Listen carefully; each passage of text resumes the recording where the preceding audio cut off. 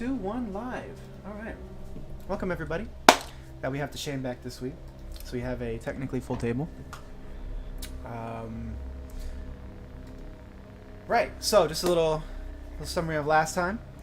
Party did a whole lot of talking to rend office at first. Got sort of situated with some of the new tasks and things that were going on within the city. And the group discussed the looming issue of Hephaestus' bastard children.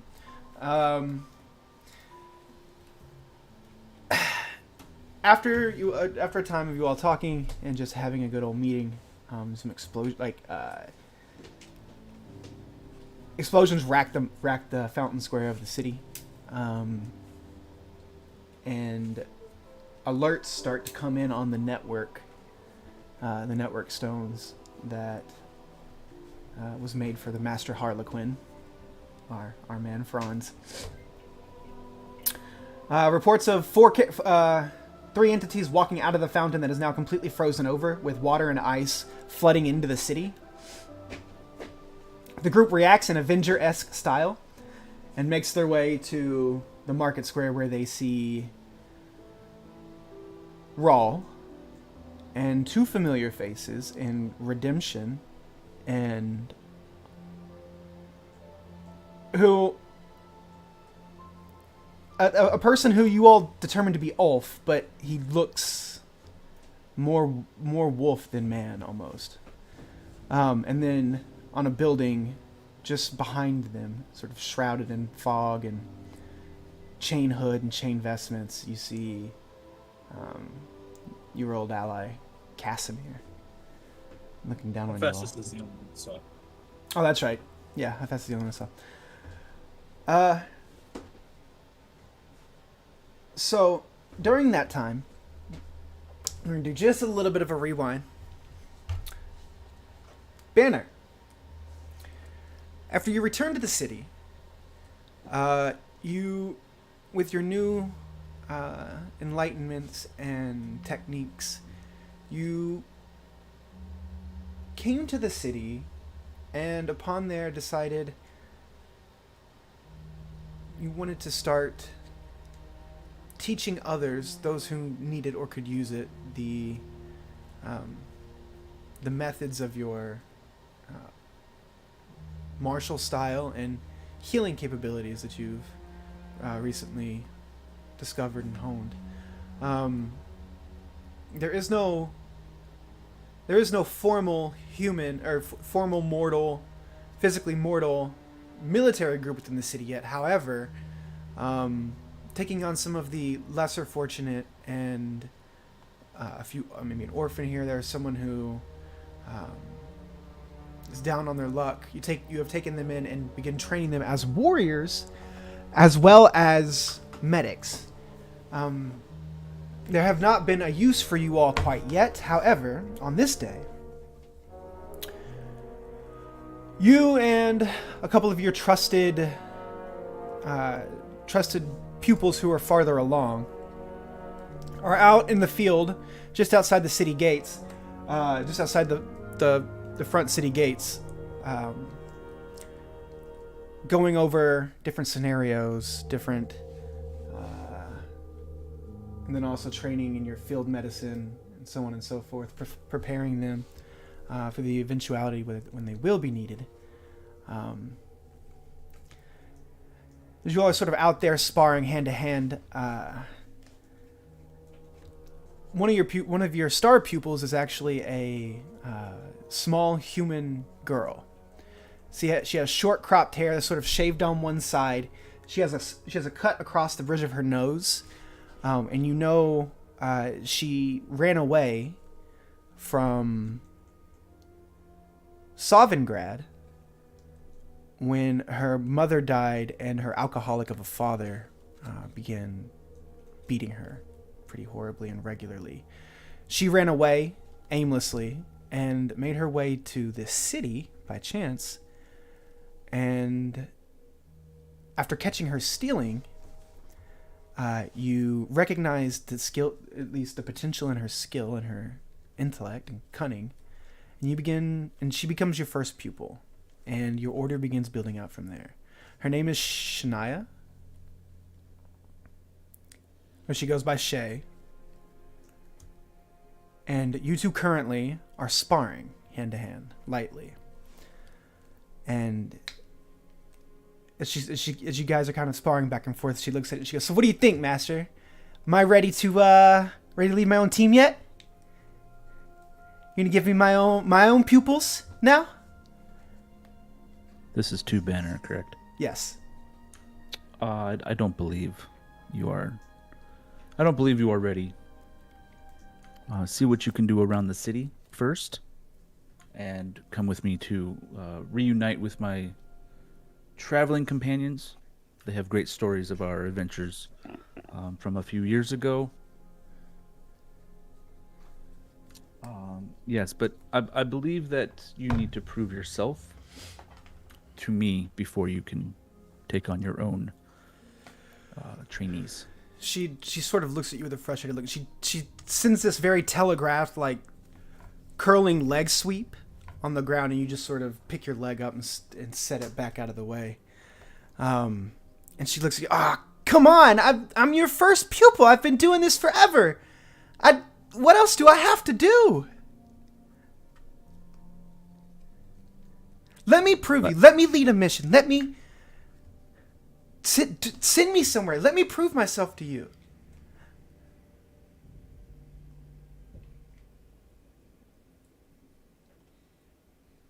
Let me think on it. First, let's meet with my friends. So as you say that, and she steps back as you all sort of, out of like repetition and comfort, just sort of recognize when the sparring session is in, and she bows to you in deference. She goes, "Yes, Sensei, sorry." And as soon as she comes up out of her bow, you both hear a cacophonous explosion. As you look on, you see ice, like large pikes of ice sticking up over the wall.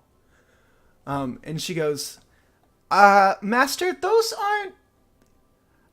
What's going on in the city?" And she's like, "This is my chance." And she takes off running towards the city. Are there two of her? There's one of her, but then, just over to your right, you're the second pupil that you took on. Robin. A short human man with one arm. Comes from a very far away land. He also sort of looks over and recognizes it, and he goes, "Master? What should we do?" Go with Shay. Keep an eye on her. Okay. He takes off after her. What would you like to do? I would like to go meet with my friends. Okay. So you know them to be in the city as well. You know that they had a meeting today. And they should just be wrapping up. But so you follow the rest of your two pupils here, and you follow them. Actually, when you get to the front gate is frozen solid with a block wall of ice. So you all just... I'm just gonna give this one to you, unless you want to do something else. Well, yeah, what would you like to do? How tall is the wall?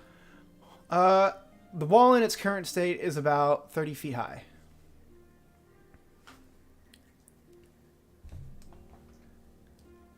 I don't know what I'd have to think about it.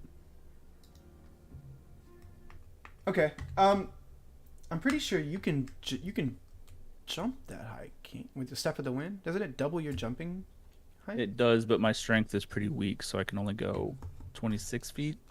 Okay, that's good enough. Round up. Sure.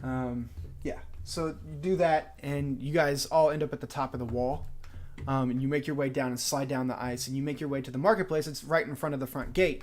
And you look on and you see actually your friends flying over here, looking down and talking to three entities here. Go ahead and make a perception check for me when you get there.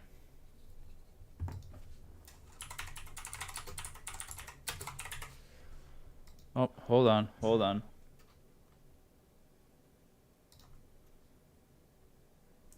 None of my shit is set up. I rolled a 12. Okay. Yeah, you see the three. You see the three characters in the middle. You see one of them is a blue tiefling with a very long but slender, wicked-looking sword, with horns that kind of curl back that come through this sort of like umbrella hat. You see Ulf, or who you think it's Ulf. He looks really different, but you think it's Ulf. And then another character with a rather large scythe with an eye in it. You recognize the scythe because you've heard your companions talking about it before, and they've referenced this man to be named Rawl, or Lord. I believe you all refer to him as Lord Cuck.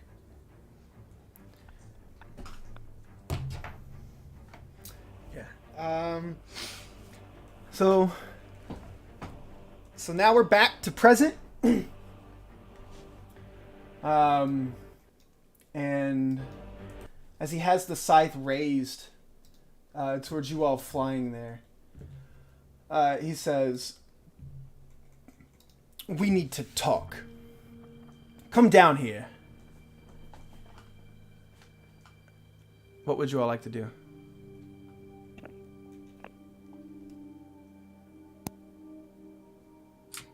I'll fly a little closer. Yeah, I'll come down the stairs at least. Ignore this. It's a test roll. Okay.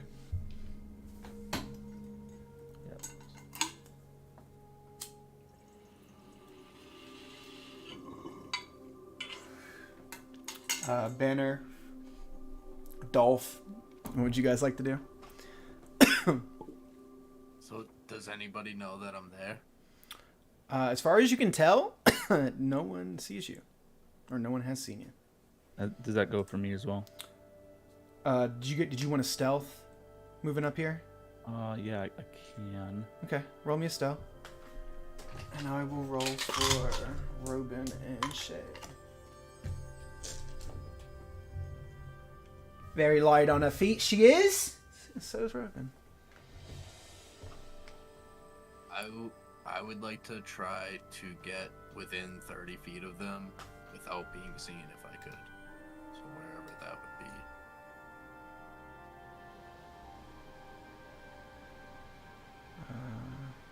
Maybe behind this or something. Yeah, you can go like right here.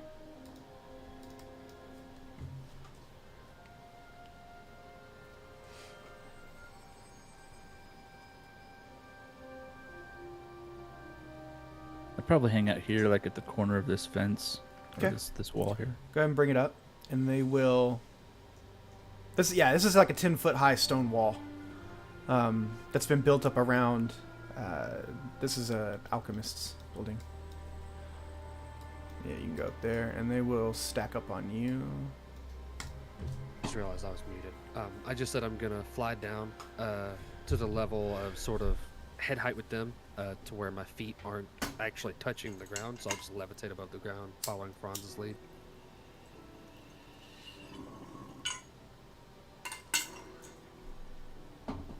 As you all sort of shift into your positions, wary, cautious. Brawl takes his scythe and he spins it around, and he takes the blade end and he embeds it in the ice that is now covering the ground in the marketplace. And he takes a look around. He goes, "Playing king now, are we? Get a hold of some fancy weapons you know absolutely nothing about and conquer a city?"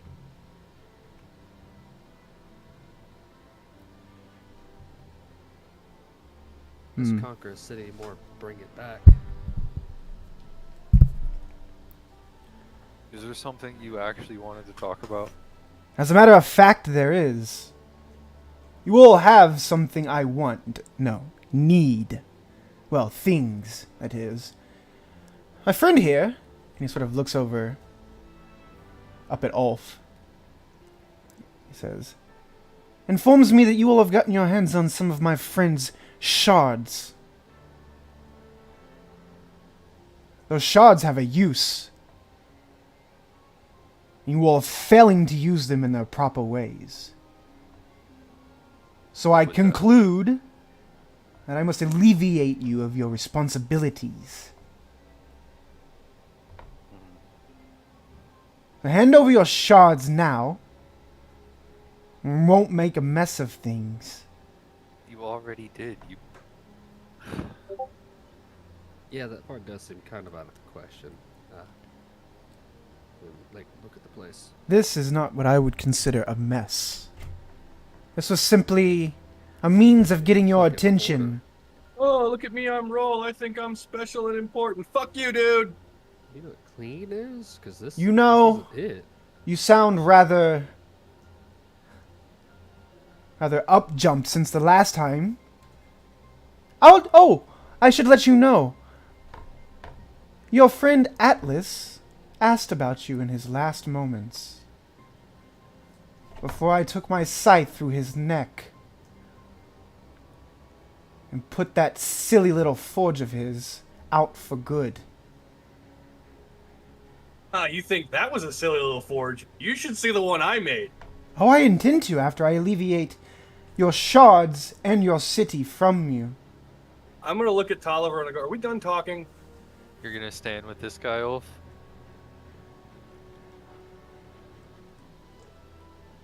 The creature that was Ulf cocks his head at you, and you hear in a gravelly voice, much deeper and basso than Ulf's, if you can imagine that. He says, "Your friend once stood with you, and look at where that got him.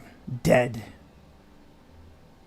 I have found more competent companions now."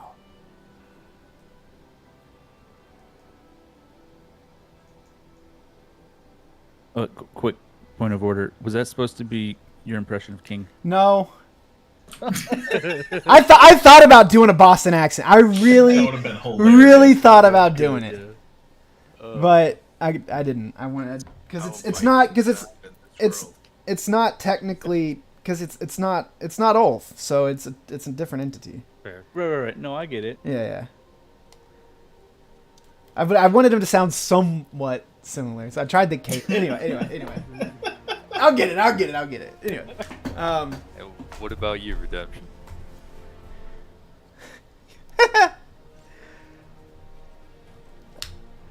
Well, after I was taken, none of you all came to look for me at all.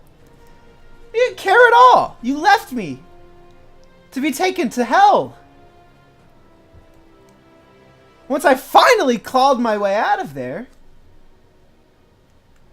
I was met with nothing but hostility and, well, murder.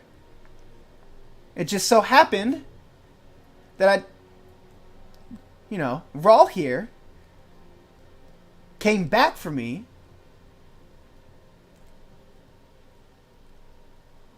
He meant to come back for all of you after the moon.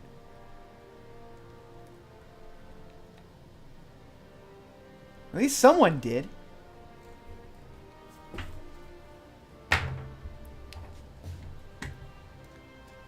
What about you, Casimir? When you say that and you look up on the roof, I need you to make a perception check.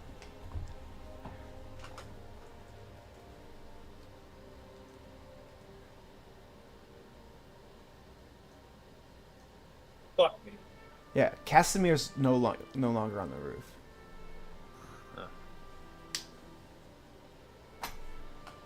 Gonna be one of them nights, boys. But as you all are sitting there talking, Tolliver, out of the corner of your eye, you see little green flares and motes beginning to crop up in the periphery of your vision. And one by one, you see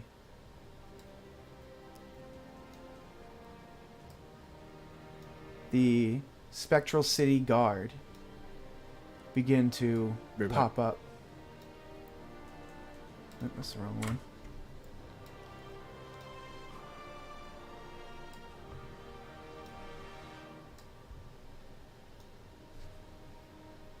all around the city.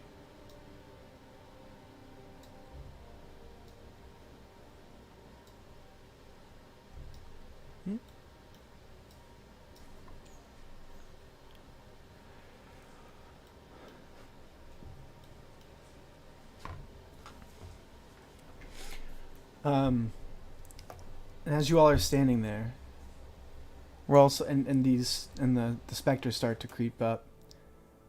Rawls sort of looks around. You see Ulf picks his axe up out of the ice and he like kind of hunches over in like an aggressive stance and he starts growling from the center of his chest. Redemption does a little thumb flick thing where his sword kind of comes out of the hilt and he rests his wrist over top of it, ready to draw it as he sort of steps into a wider stance. And you see Roll sort of take in the situation and he looks around and he goes, "That is unique. Fine."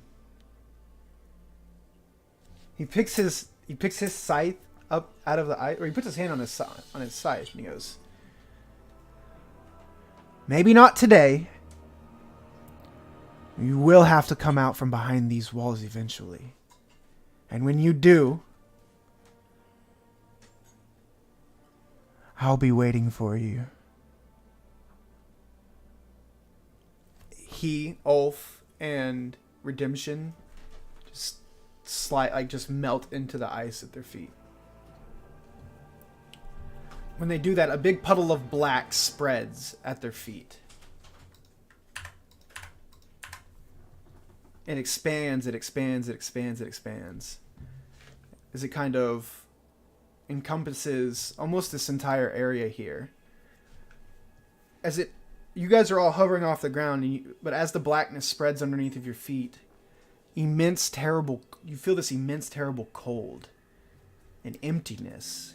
You feel like the void itself is beneath you. And you just hear a voice come from nowhere and he goes, "The stranger bids you thanks and wishes to offer the stewards of the city a gift. Have fun." As the void circle around you kind of shrinks in on itself and then it grows tall. Approximately 15 feet tall. I'm gonna attempt to cast a spell magic. Okay. Go ahead and roll a d20 and add your spellcasting modifier to it. Spellcasting modifier? Yeah, I believe that. Yeah. Because it's above the spell level. Is my shield reacting to this shit? Yeah, I'll just do it like this. I mean, all the shards are reacting to this. Oh, attack, not modifier. Okay. Or not attack. Fuck. Okay. The spell goes off. You feel it make contact with whatever this is. Then you see, and it has absolutely no effect. As this 15 foot tall, 15 foot wide blob of void begins condensing in on itself. A long, sinuous clawed hand, extends itself out of the bubble. A second one. A leg steps out, and this giant horned head reaches itself up out of the blob. Is this all in the same turn that it does this? Yeah, this is it just coming into the world. Yeah.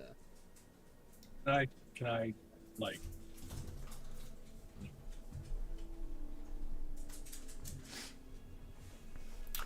I need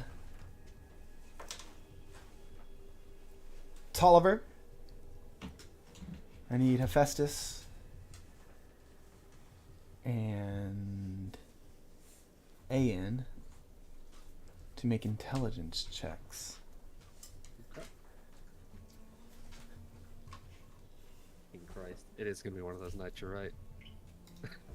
How does that make sense? Tolliver, okay, you're good. I was gonna say Tolliver, you have advantage. But And just shook. yeah. That's it. Okay, Hephaestus, All right, Tolliver. When you look at this entity and it pulls itself out of this blob, and the blob falls away at its feet, and there's like this perpetual shadow at its feet. You look on at its face with these cold blue eyes, and as you look around, Tolliver, the face looks insanely familiar to you. I need you to make a Constitution saving throw. Or, yeah, okay. You fear this gut-wrenching, ice-cold terror begin to seize you. As the visage of your cousin's face is portrayed here. The one you were tasked with finding by your father, who you and the party completely ignored, looks on at you, and you hear this terrible, shrieking, gasping voice go, "Why, cousin? Why?" I need everyone to roll initiative. Hey. Wick, can you look at your DMs real quick and answer that question for me? No. Oh, please. I mean, well, we can make a roll for it eventually. Well, I need to know. Roll a percentile dice. Roll a d100.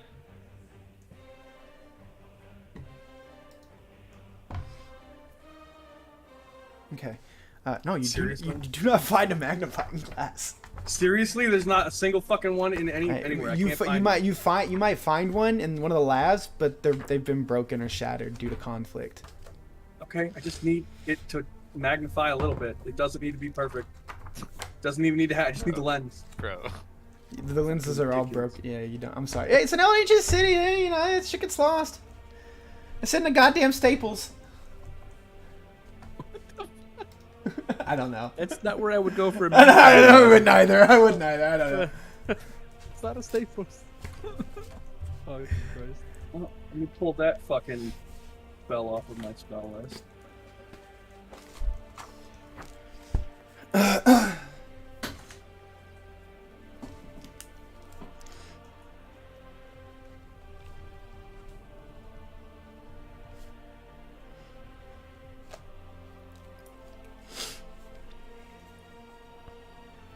All right.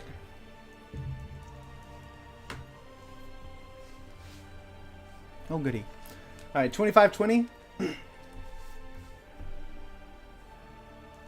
None. Wow. Okie dokie. Yeah, no more initiative bonuses. Yeah.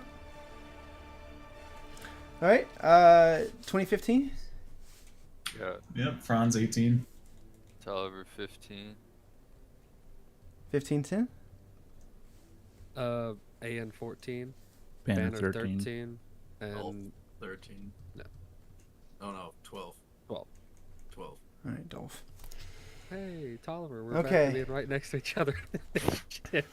And then Hephaestus bringing up the rear with a 5.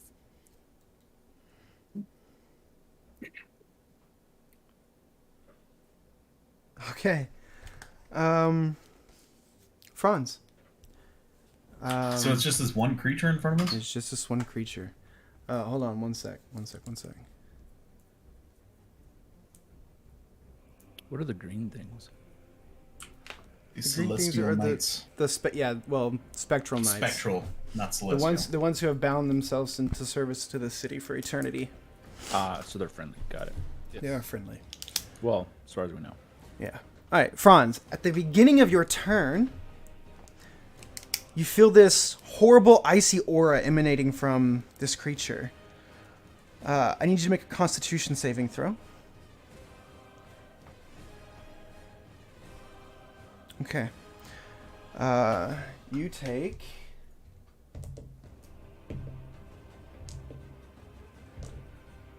Take 19 points of necrotic damage. The Nightwalker has advantage on attack rolls against you until the start of its next turn. Alright, I'm going to cast Hold Monster. Did I say what it was?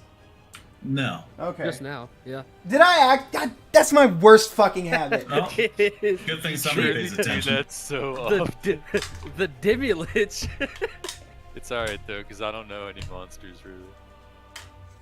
Actually, I don't. Yeah, I don't either. I've never- All right. Like what they do. God, Okay, I'm but I- still a fucking rookie. Anyway, what? All right. What, Franz? What are you doing? Yeah, I think I'm gonna do something else. Okay.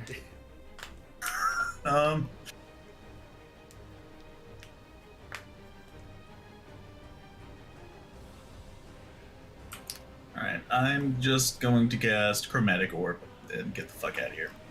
Okay.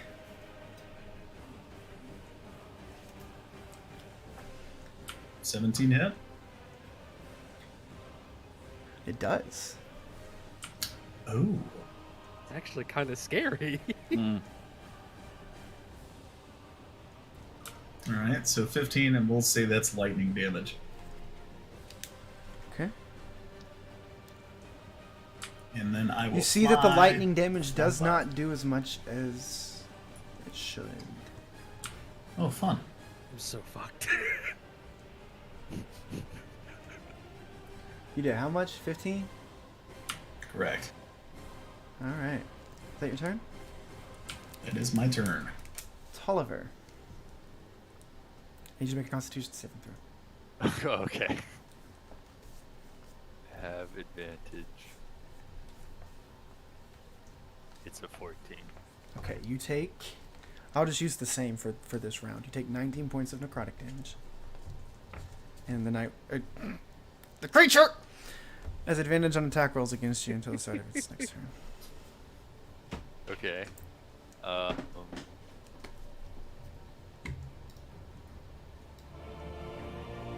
I'm going to.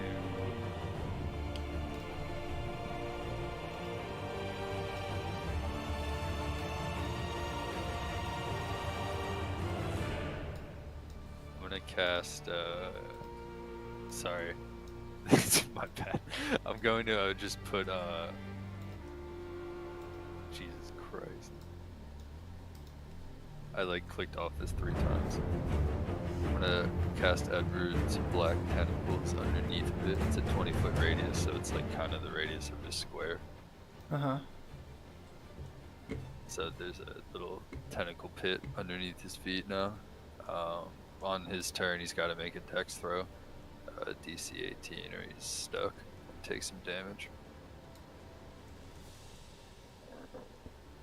You said 20-foot radius? Yeah. Like centered on him.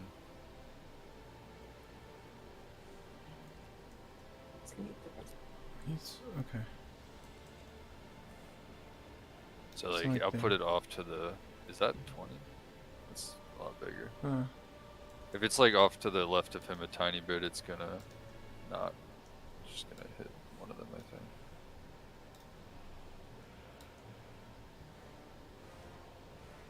think. Like right there?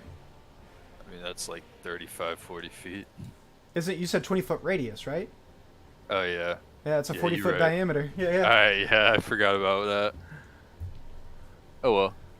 I'm gonna do that anyways. Okay. So you said on So, its I mean, turn I it has to said make a it. dex save? Yeah. Okay. Yeah, it's like Spirit Guardians kind of Alright. deal. Got it. And then I'm going to just try to take, oh my goodness, take cover behind this little thing right here. I'm trying to drag Franz, that's why I cannot. About 30 feet this way. That'll be my turn.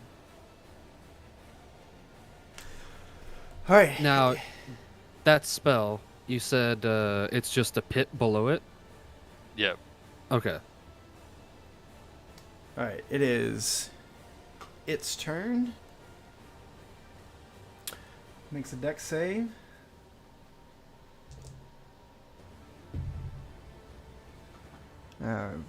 21 total. Alright. He takes what, half damage? I think he just takes nothing. Oh, okay. You can put the spell in the chat for me if you could. Got it.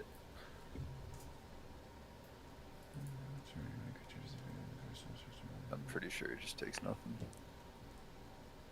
Yep. Okay. You see it look around and take in, and it just moves forward. And it like lumbers forward here. You hear just go, cousin! As it's just like reaching out towards you. But as it gets here, it sees Hephaestus like right at its feet and it just points a finger down at you. Shield. Well, okay. Wait until I describe what's going on before you shield. Okay. I need you to make a wisdom saving throw. The shield doesn't apply to saving throws at all. What in the fuck is going on? Okie dokie. Flash. Okay. I mean, it's a 16, but Flash, it Yeah. fails. Refresh your page. Okay. Hephaestus, you take 26 points of necrotic damage. You are now frightened until the end of its next turn. While frightened in this way, you are paralyzed. That's fun. It is going to reach down with its hand. It is going to pick you up off of the ground. When it does this, in one swift motion, it is going to throw you out of the way.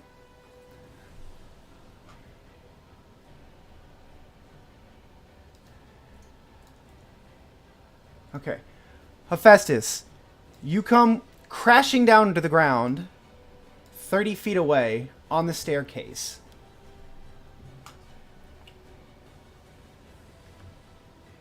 Taking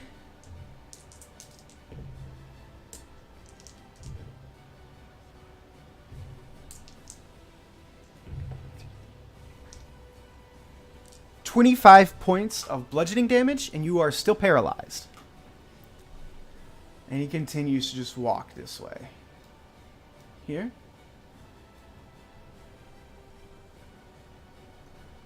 You get attack opportunities when they come into your zone. Nope.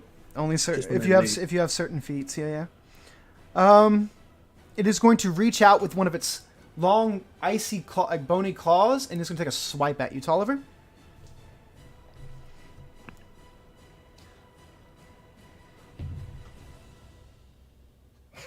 But with a natural 1, it misses. And breaks its arm. No, but it absolutely shatters the stall in front of you. Huh. And there's this, like, where its claw scrapes through the ground, there's just this icy, frosty trail of necrotic energy reaping off of the stall. And you see all the wood, like all the wood and cloth in the stall is beginning to, like, eat away at itself and, like, crumble apart in this, like, black, icy deterioration. Ian! It's your turn. I'm gonna need you to pull out that token. It's monkey time. Okay. I'm kind of scared of this fucking thing. A reasonable response. Reasonable response. It's my action to do that as well, right? Or is it Yeah. the bonus action to no, activate the shard? This is an action. Yours, because yours. I is- figured it yeah, would be. Yours is different. Because it's powerful. Yeah. What? I can't remember how we did that. I think we just grew the token actually. We just made the We target just made token it as a I think it's bear? as big as he is. What's a I mean Or not a bear. I'm sorry. The gorilla. I'm not seeing a gorilla. giant ape? Yeah, I'm not seeing. It might just because it might be under giant ape, not gorilla. If you're looking through the Gorilla. Did we have? What did we use? We didn't have one. Did we? I don't think we. Yeah, I think we just made my token bigger. is Okay. all. Yeah. What are you again? What is the giant ape? Is it? Giant ape is huge. It is huge. Okay, so you're actually the same size as it now. As Ayan goes, great ape, releasing Darwin and awakening it, you see him just grow threefold into the giant ape, where like with the Darwin armor still on it. He slams his two giant fists into the earth and then stands up and starts beating his chest, letting out this giant ape roar. Movement, bonus action, anything like that? I am going to move right here. I also need to be made a little bigger Okay. since we're the same size. If we're the same size. It is. Yeah, it's also huge. That's 15 by 15, right? Believe so, yeah. Yeah. Then I made him too big. Sorry. That's fine. I don't really care that much. Just so we can, I you care. know, for flanking and such. It matters to me. Yeah. And I am going to bonus action compelled duel. Okay. So What don't is be that? that. Mm, DC 17 wisdom, right? Yeah, wisdom. I thought it would put the details of the spell Natural in there. I one haven't used it again. all. Oh, God bless it. He is compelled to duel you. yeah. On a failed save, the creature is drawn to you, compelled by your divine demand. For the duration, it has disadvantage on attack rolls against creatures other than you and must make a wisdom saving throw each time it attempts to move to a space that is more than 30 feet away from you. Okay. All right. I'm sorry. I should have If it done. I should have done. succeeds, it doesn't restrict its movement. Okay. So sorry. I should have done this at the beginning of his turn, but I'll just do it right now because it doesn't really matter. But I need you to make a Constitution saving throw. Yep. Okay. Wow. You just fail. Wow. Okay. Yeah. You take. crazy. Okay. So you take 19 points of necrotic damage. I'll take half of that. Right. And it has advantage against you. So it's flat. Right. Well, no, it has Gotcha. disadvantage against anyone else other than you. Oh yeah, that's right. Right. That's so it has fine. I don't advantage give a on shit. you. Yeah. 19. What are we gonna? You gonna have it to 10 or 9? You rounded down. Okay. 9. I also have to fix all my stats now that monkey. Right. You Banner. guys hear me now? Yeah. Yeah. Sorry, I was trying to say this at the end of his turn, but my mic was messed up. But I wanted to use Skirmisher to move half my speed as a reaction Okay. away from him, if I Okay. can. Yeah. I'm You just can. gonna move back to here. Okay.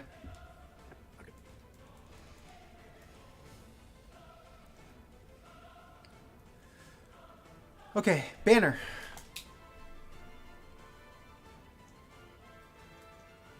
Well, Shay, you wanted a chance to prove yourself. I think the time has come. And I'm going to start running, and I'm going to use Step of the Wind and get right next to this fucker.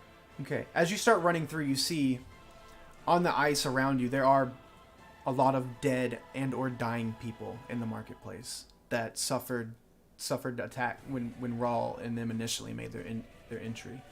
Not to mention there were some that were alive that have been subjected to this thing's aura as well. So there are people dead and dying around you. Dead and dying around me, okay. Yeah. So, I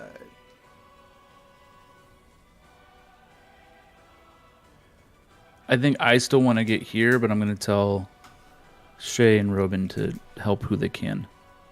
okay. But I'm going to come in like fucking Spider-Man in Endgame. All right, go ahead, go ahead.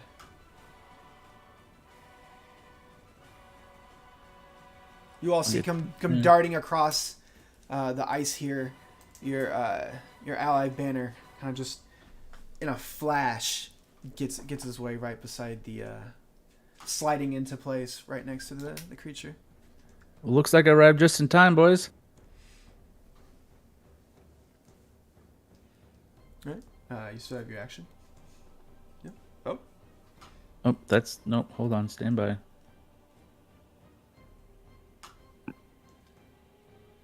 You have advantage. All right. Yeah, I just... All of my shit had to get set up again. Sorry. What happened? Hold on. Can you all... What happened? Hello? What? What happened? Hold on. I can't hear you all. One sec. Something happened to me.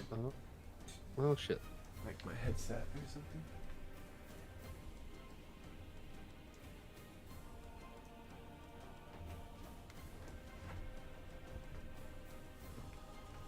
Hello? Okay. Hi. Okay, I can't hear you all still.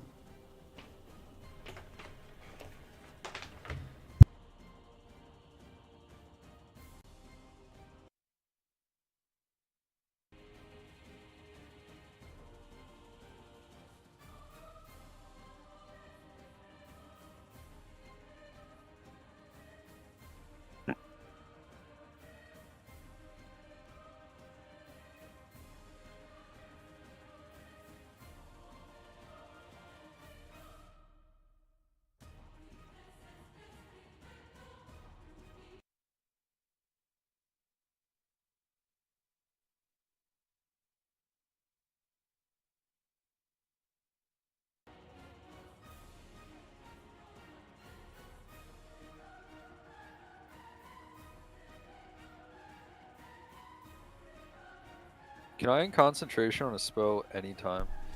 Yes. Like on another person's turn? No. On Really? your turn. Yeah. I think you have to do it on your turn. Okay. Sorry, Banner. What are you doing? You hitting him? Yeah, 26. Yeah, that hits. Fantastic. So 10 piercing damage. Yeet. Second attack here. I think I could. I mean, it's your ruling. I think raw you can drop it any time. The 21. 21. The 21 hits. So another 10 piercing.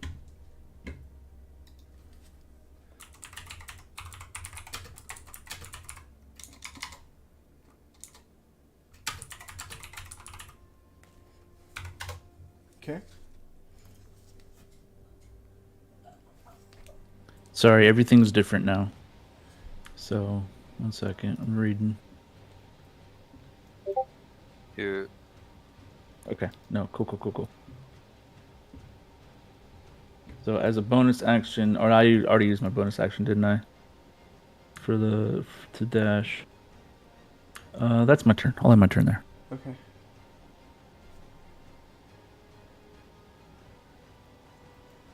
Oh, okay.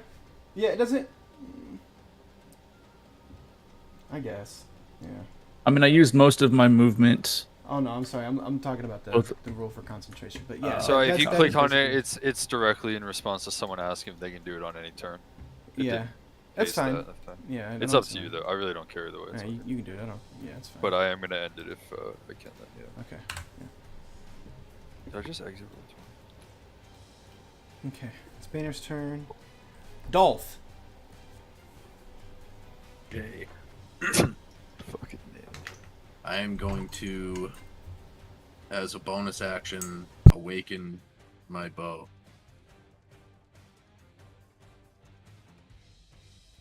Sorry. And then, as my action, I'm going to fire an arrow at it, but cast Staggering Smite. Do I have to hit on that?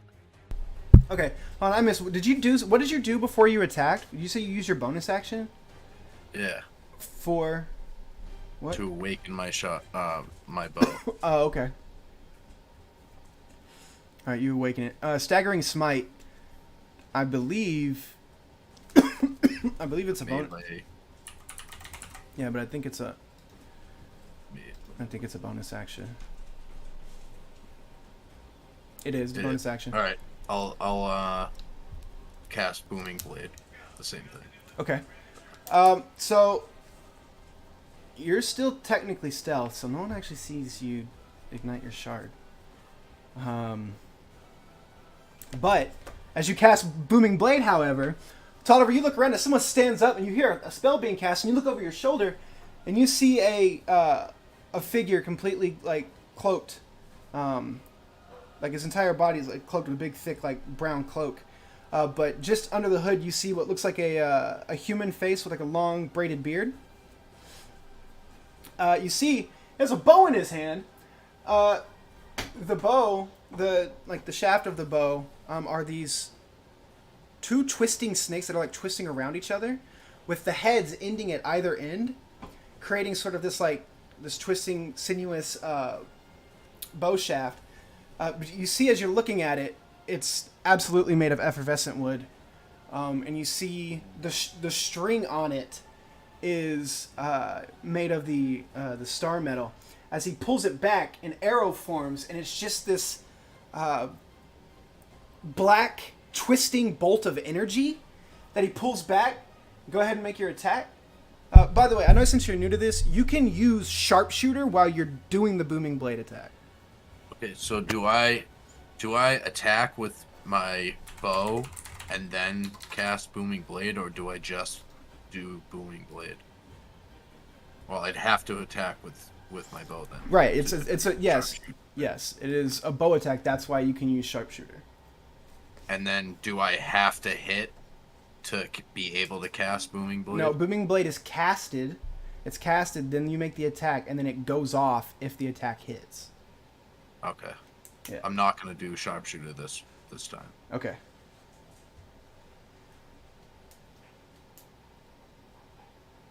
You should have sharpshooter. Yeah, 22 hits. Roll your damage. Okay. 20. Booming blade.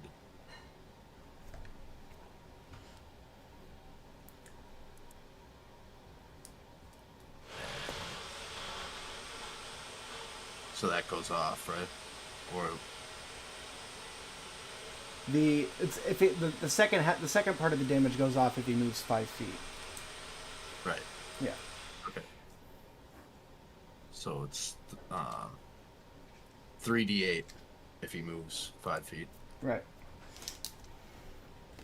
It'll be that 15 points of damage here. That will be my turn. Okay. All right. It is now all of the spectral soldiers' turn, and they begin collapsing down on this guy.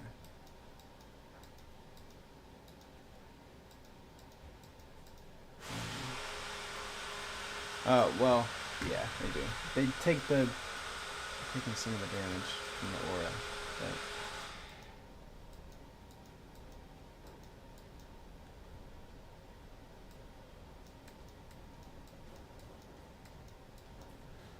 okay. They're going to make attacks. Ooh.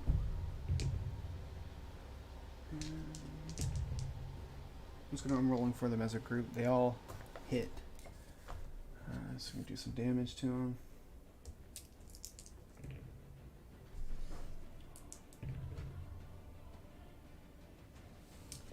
They do a total of 33 points of damage to it.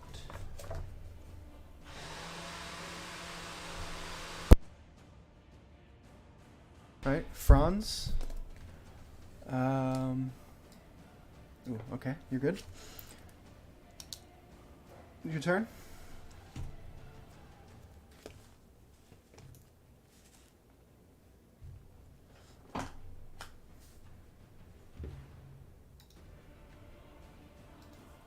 Franz? You there? You muted? No?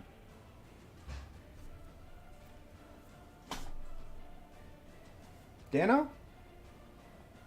Okay. Well, he must be AFK or something. We'll go to Tolliver then. Tolliver, at the start of your turn, you need to make a Constitution saving throw. Okay. You take...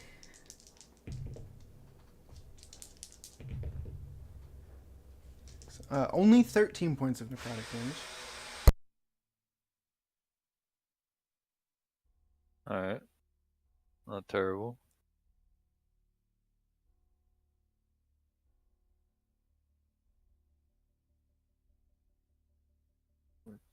Oh, okay, my turn, my bad. I am going to... Guys running after me. I'm gonna go ahead and just cast Mirror Image. So I am getting very low. And if I run, I'm taking an opportunity attack here. You might. Yeah, alright. Yeah, At disadvantage, at least. Yeah. it would. And you have your mirror images. So. Yeah. But he's just gonna walk at me anyways. So I'm gonna stay put with my mirror images, and I'm going to. I guess I don't have my familiar, so that'll be my turn. So as you all look on, Tolliver splits into 4 Tollivers, and they begin kind of like rotating around themselves. Thank you.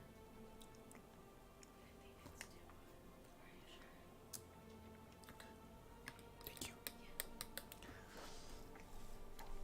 Okay. Franz, you back yet? Yes, I am here. Okay. Go ahead and take your turn. At the start, we're gonna go back because we skipped you. But it's your turn. At the start of your turn. No, you're outside of the range. So go ahead, take your turn. Okay. I am going to begin casting a spell and hold it. Do I have to tell you what spell? No! I will not tell you what spell. Fun! Sneaky, sneaky. Funsies! Okay. Fine. So, for the first time, you all are seeing this for the first time. Franz sort of steps up and he flares his coat out to the side, like his cloak out to the side, and out from around his waist, what used to be the sniveling, sobbing, the dragon figurine. It undoes, like it's now wrapped around his midsection, sort of this like girder belt, with the head clamping over the tail. It releases, and you hear this joyous, gleeful laughing emanate from the shard as it wraps itself around your torso. And as you begin casting the spell and the energy coalesces in front of you, Ibisu's head comes around and eats the spell. And it holds it in its mouth. And now you have got your hands outstretched in front of you as Ibisu's head is now extended in front of you with energy crackling from out around its mouth and smoke emanating from its nose. All right, we will resolve that at your next turn. You want to move, anything like that? No, not if I'm out of range here. I'm good. Okay. It is. Oh, sorry, I forgot. You see, Robin from back here heads this way and begins assessing and like looking for people who are still alive, and Shay peels off this way and begins looking for people. It is its turn.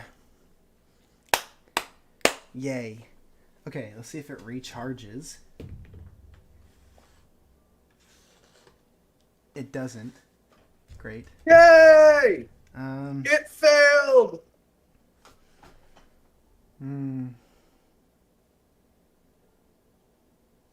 Okay. It is going to make a multi-attack against...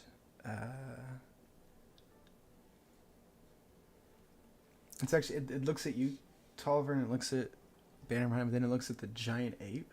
And the long, sinuous claws just lash out at you, Ayan. Mm-hmm. It has advantage on the attack. Yes. And it's a natural 20. Okay. Wah, wah, wah. Alright, because I don't want to roll this. Because it's going to be a lot. Not really. I need you to make a Constitution saving throw. Mm-hmm.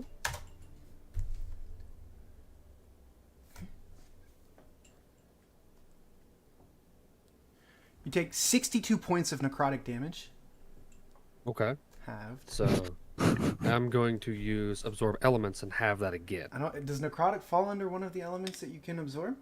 It is. Yeah, I Hmm. believe so. Does it? I don't. I think No, it's only that's like poison. yeah, That's poison. Yeah. I was looking at the poison thing. I was like, I think it's only the natural elements. Yeah. Oh, it's right. Necrotic is the fucking It's a divine. the scythe thing, Yeah. the Reaper looking icon. Okay. So would you say 63? Yes. 62, you got 60, 31. sorry, 62. Yeah, halved. Okay. You take Well, 31 it would have been points 31 either way, so it Yeah. works. Ooh, boy, Um, that hurt. Let's go reach out with another attack.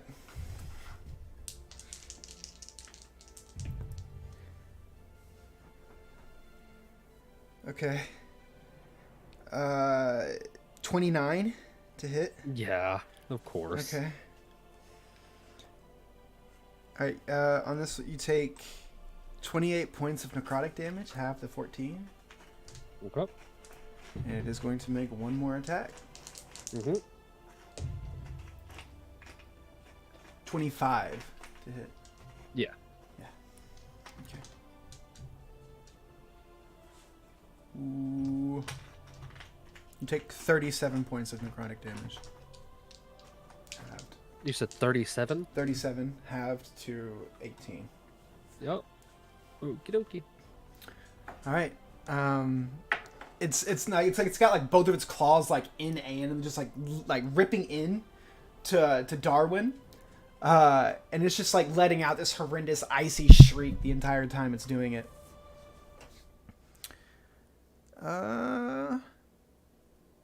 Alrighty.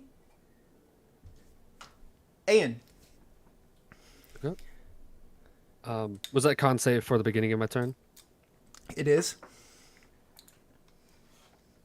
Cool. Oh So wait, I'm no. assuming I'm sorry. Actually, no. That con save was to make sure your hit point maximum isn't reduced. Gotcha. Yeah. So at the start of your turn, make a con save. Okay. Didn't recharge. Flash. Okay.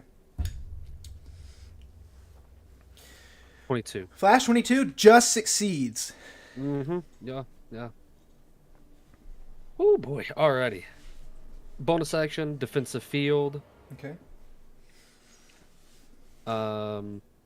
Action, punch, monkey punch, thunder gauntlet punch, shaped explosive punch. God, Jesus Christ.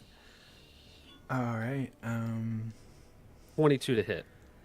Oh, I have advantage because he's flanked. Yes. Indeed. 22 to I'm hit. glad it's a 22 to hit.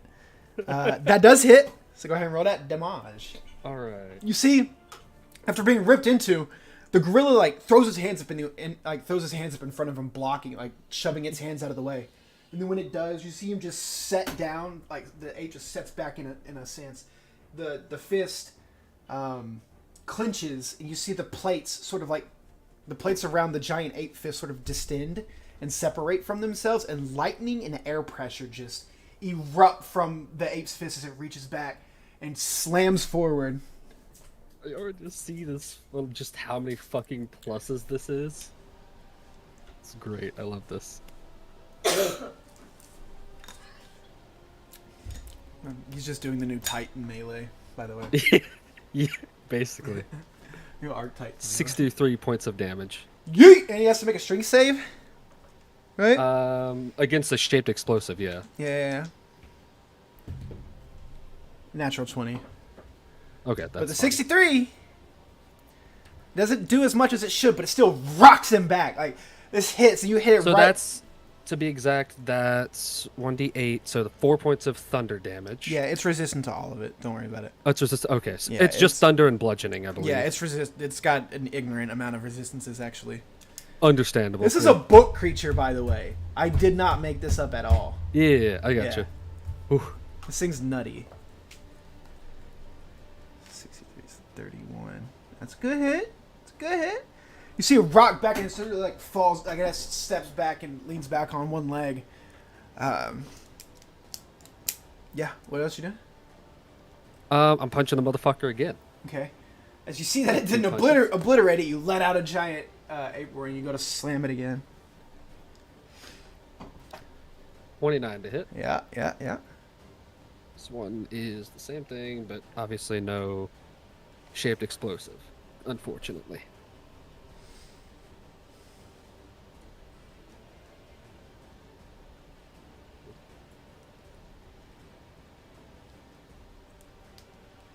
You need to make like a hotkey for a couple of your attacks. How many Yeah, I stacks do. you doing?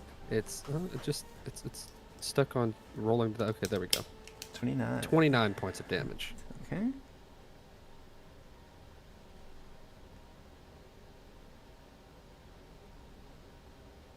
And that is my turn. All right. Banner, at the start of your turn, you need to make a Constitution saving throw as you step into its aura.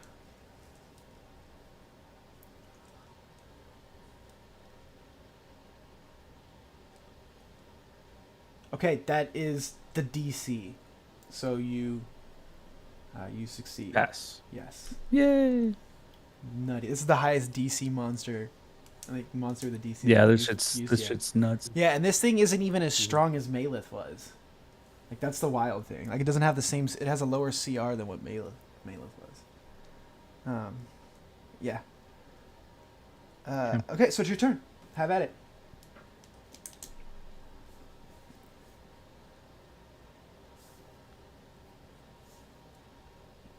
All right, so I'm gonna do this.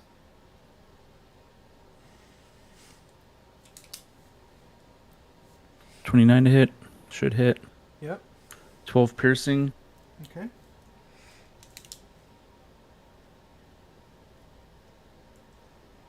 $19 to hit. Yep. All right, so that's 11 bludgeoning. Okay. Oh, was it an unarmed? Okay, unarmed strike. Okay. And then I'm going to use Hand of Harm. Ooh. Okay, send it. So you guys haven't seen Banner in however long the time skip was, right? It's been about a year and a half or so since Year- you all year and a last seen half? Banner. Yeah. So for Theater of the Mind, I want you guys to think about when Doctor Strange goes to see the Sorcerer Supreme, and she knocks his soul out of his body. It's that kind of movement, right? So it's a thing, right? Like a monk fucking attack. So, so Hand of Harm, when you hit a creature with an unarmed strike, you can spend 1 key point to deal an extra 1d6 plus 4 necrotic damage. You can only use it once per turn. So there's that. So that's 9 damage. Okay. And then when you use Hand of Harm on a creature, you can subject that creature to the poisoned condition until the end of your next turn. So, fat fuckboy here is poisoned. Oh, okay. God, you're gonna hate this because that was actually really cool. It's immune to both of those things. So, yeah, it doesn't. It's immune to Necrotic damage. Yeah, it's actually its 2 damage immunities are necrotic and poison. Of course they are. No, I really hate to do that. No, because that was. I love the setup. I loved every bit of that. But just that it's so like So brand of this can't campaign. can't be poisoned at all. It's a condition Or is immunity. Yeah, it's Yeah. damage immunity, necrotic, condition immunity, poison. Okay, great, Yeah, fantastic. sorry, that was really good. Though. And nothing happens. So, all right. But you see So it, for you see him do the awesome movement, and it's just like, man, he's Right. So grown. for Theater of the Mind, pretend you didn't see the movie. Okay, it's just the movie never happened. All right. So then, as a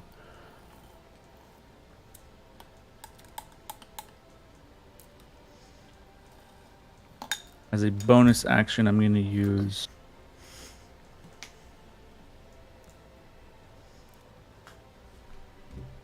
Sorry, I've got some kid aggro as well. 1 second. You're good.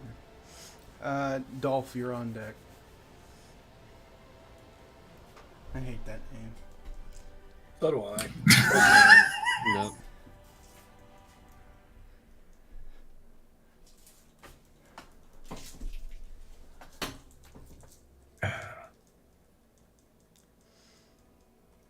All right, well, we're waiting on him to come back. We'll go ahead, Dolph, do your thing.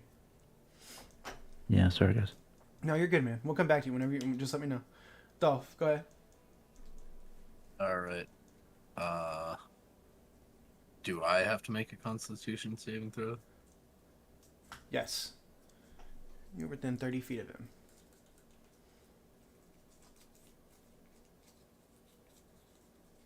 Okay. Yeah. You take, fortunately, only 13 necrotic damage.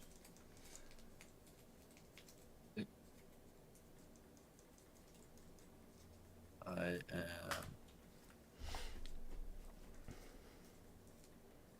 Alright. I am going to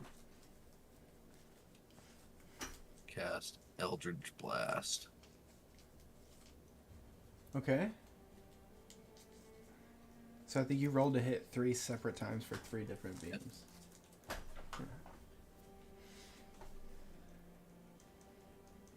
Like 28 hits for the first one. Did I roll damage for each one? Or just roll? Yeah, you all roll 3? damage for each one individually. Yeah, but I mean, do you want me to roll the damage right after I roll the Yeah, go attack? ahead. Yeah, go ahead, 'cause it's right there. So you just click on it. Yeah, 12. Okay. That's actually smart. Switching to force damage is good. That was smart. Good. Almost nothing in the game has resistance to force damage.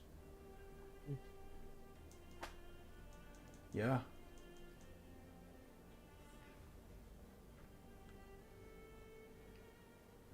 Yeah. Right. Damn. Yeah, dude. You see, as he pulls back, this time 3 bolts of the sickly black and green energy sort of extend all back from one point. As he lets it out, it streaks out in 3 different bolts that converge on itself.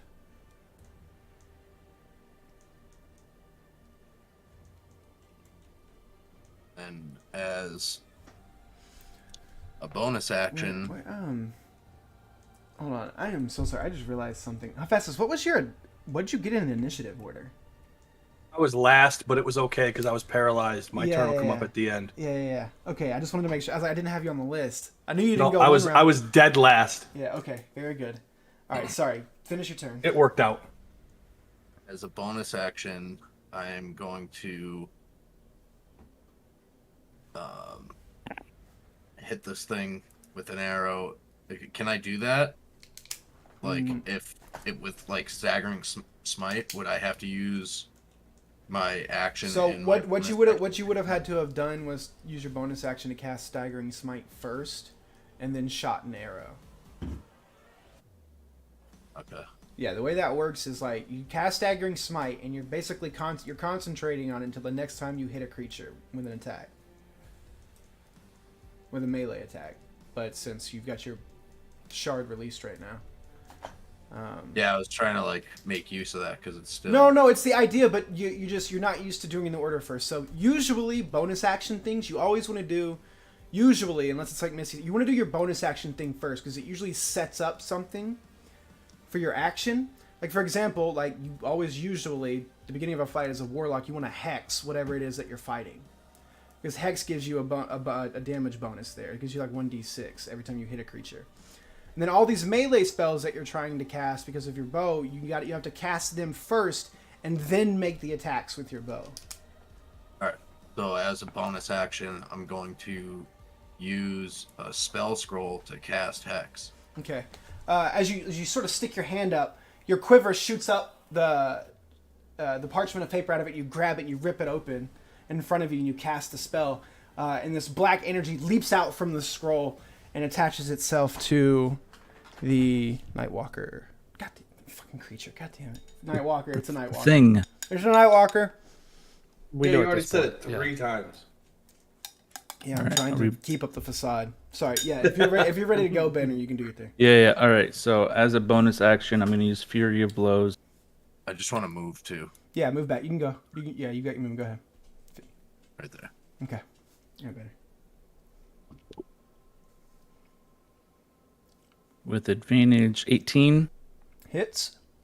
All right, so he takes 10 piercing. Then I'm going to do a fucking ninja roll between his legs. And I'm going to land next to Monkey Boy. Sweet. And I'm going to give him 1d4 healing. 1d6 plus 4, excuse me. You say healing. As you sort of 8 points. roll through his legs and and land on the other side. You just stick your hand out as you get there. You're still looking up at him, and as you lay your hand on him and focus your key into Aeon, and it flows into you, you receive the 8 points of healing. Aeon. Oh, thank God. That's actually incredible. I really like this. I had never considered playing this monk class out of like. Because when I play a monk, I just want to damage and stun everything. But this like off healing thing is incredibly cool. It's a little niche, but yeah, it's pretty good. I got to go put my little one to bed. My wife is busy, so just do 2 attacks for my turn for the next little bit. Okay, you're not igniting your shard at all? I need to cast my Echo at some point, so probably not next turn, but maybe the turn after. Okay, so you next turn cast your Echo 2 attacks. Yeah, bonus action economy is pretty rough right now. Yeah, that's kind of the balance for all the damage Sure. that you can Yeah. do. Yeah. Okay. Hephaestus, at the beginning of your turn, you are no longer paralyzed. However, you are within 30 feet of it, so I need you to make a Constitution saving throw.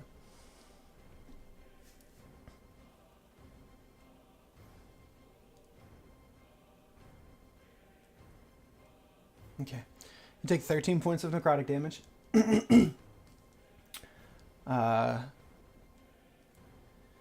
However, Let me guess. I go back to sleep. no. Unfortunately not. It is your turn. As you sort of groan and pull yourself out of the rubble of the cracked staircase underneath of you. And you look up at this thing and you see now the giant ape fighting it. What would you like to do? I am angry and I want to burn this pile of fucking tar, so I'm casting Flame Strike. Ooh. Alright, yeah. The big boy cleric damage spell. Let's see it. Nothing. Like shit, but he's got a... You did roll like shit first time it comes out. I rolled a 5 on the dex save though, so.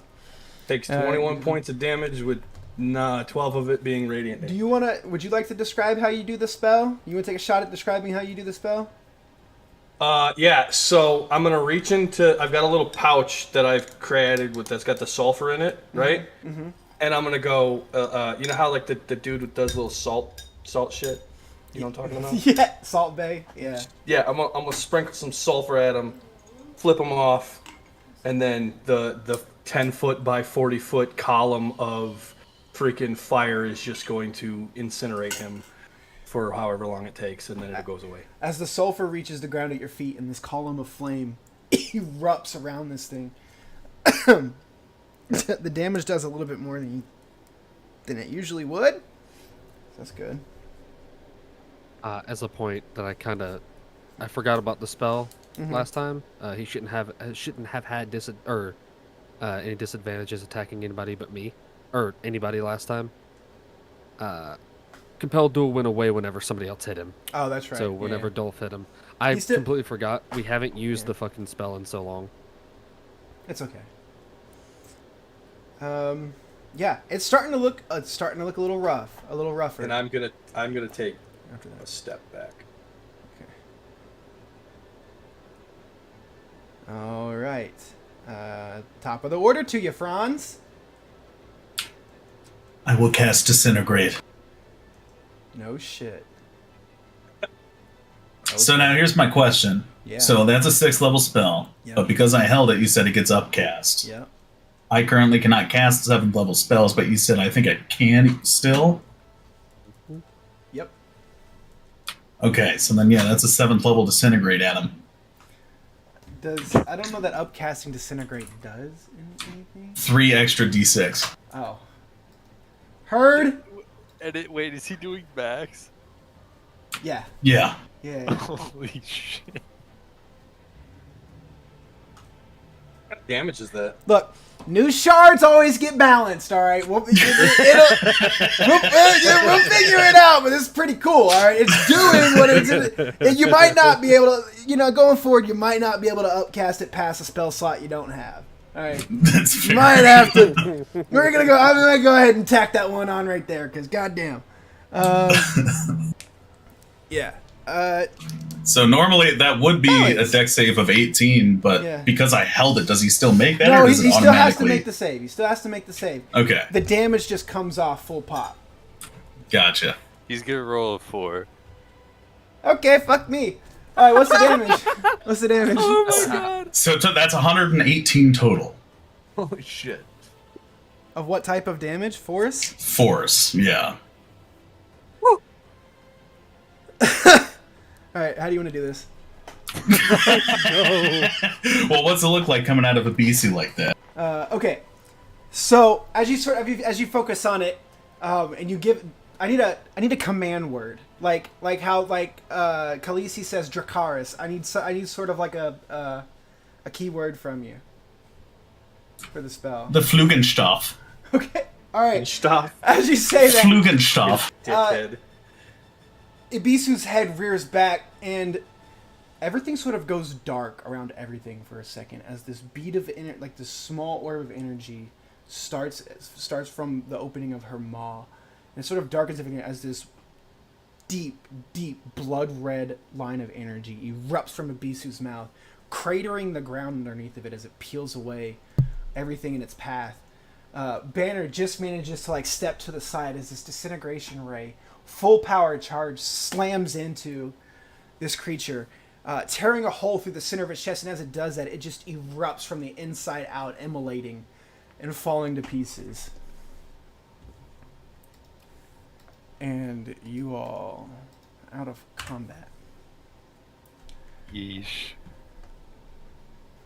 Or out of combat. Yeah. I am going to immediately start casting a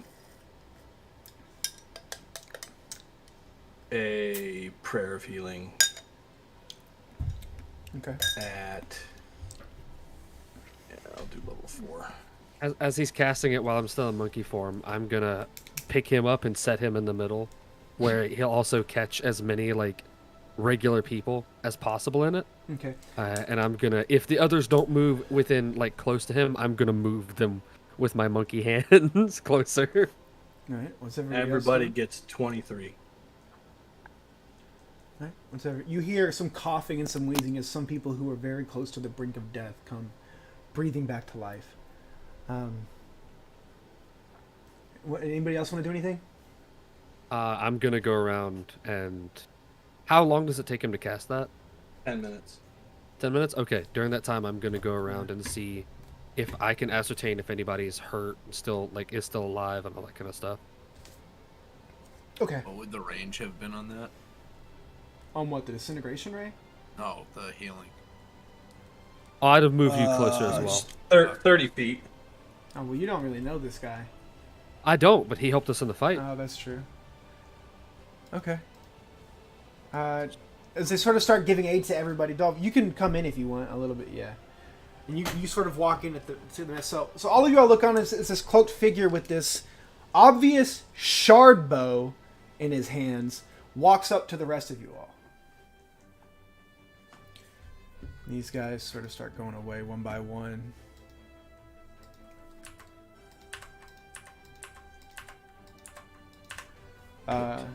Shay and Robin are still going about doing their things. They've made their way across. They're doing field triage, taking care of people, so forth. All right. The aftermath of the battle, you all look around, and there were a lot of things that were under construction here. The ice has begun to melt away, and the water has begun sort of running, diffusing itself throughout the marketplace in the city by means of like running downhill and path of least resistance and so forth. As the ice sort of melts away, you see that there were some people who were actually encased within the ice when it froze over. And those are sort of the people who are around you immediately. The people who you begin sort of triaging and seeing and checking their condition. Go ahead and just make me a general medicine check. Okay. Flash. Okay, 18, very good. Hypothermia, bad. Like super bad hypothermia. You know you gotta get these people warmed up somehow. Okay. I have a bedroll in my pack. Okay. I'm just gonna take it out. Monkey mode has faded by now. It lasts for a minute. So, yeah. Did he turn that stall into splinters? The one right next to Tolliver and Ayan? Yeah, can I just start a bonfire there? Okay. Yeah, as you start... Yeah, that's fine. You just Can I light it just on fire. prayer of healing them back up? You heal the damage that has been done to their body, but they're still freezing cold, right? Like their body temperatures are insanely low. They were encased in ice for a period of time. Seeing Franz start that though, I'm gonna take the bedroll I have and I'm gonna rip it apart, and sort of wrap them in it and get them close to the bonfire though. Okay. As you start doing that, you see with that combined with the prayer of healing, you see these people begin coming back to consciousness at a much more rapid pace than they normally would. With your all's efforts here, and more of Banner's Order members, the much early, like the much younger disciples have made their way into the city past the ice wall that they couldn't previously get past, and Shay and Robin have started directing them, getting people, carrying them, getting them to dry land and drier places into the city.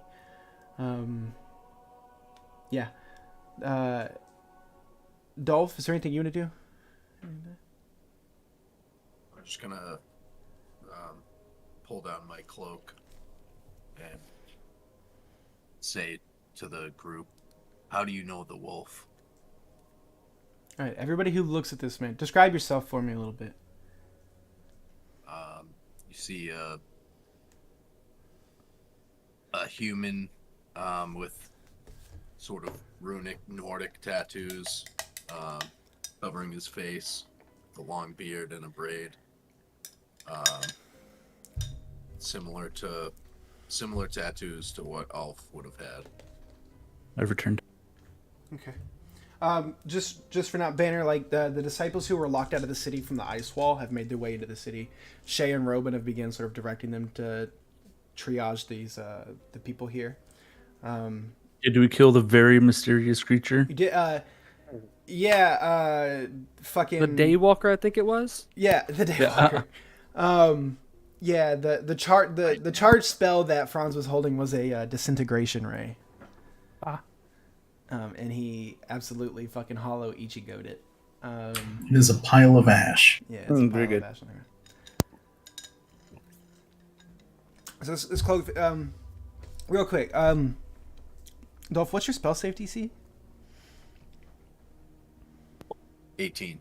All right, everybody who is looking at Ulf, I need you to make a intelligence saving throw.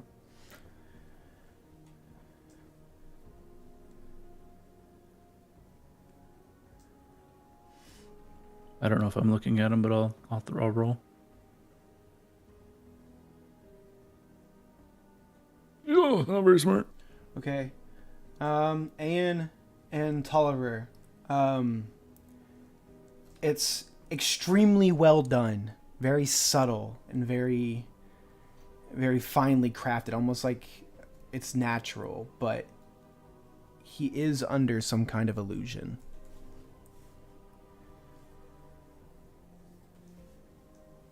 It's funny that the two arcanic spellcasters decipher that. But anyway, he approaches you all and he asks you all, "How do you know the wolf?" He was once a friend of ours. It doesn't seem like it anymore.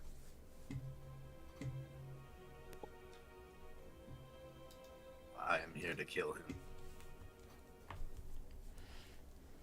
Unfortunately, we may be on the same side then.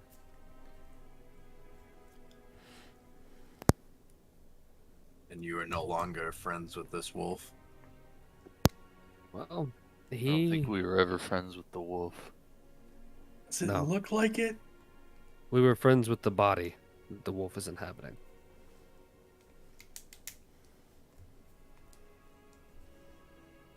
Though Well, that if you sounds are here extremely to weird. stop him and the others that were with him, I would gladly fight alongside you.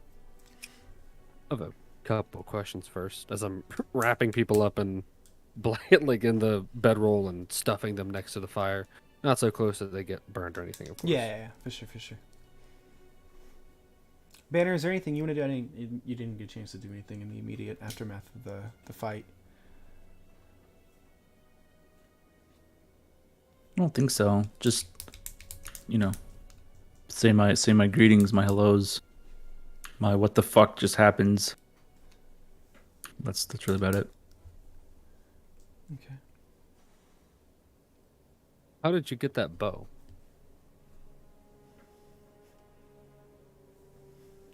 Was my master's. Okay. Insight check. Roll an insight check. Why the illusion? He is telling the truth, Hephaestus.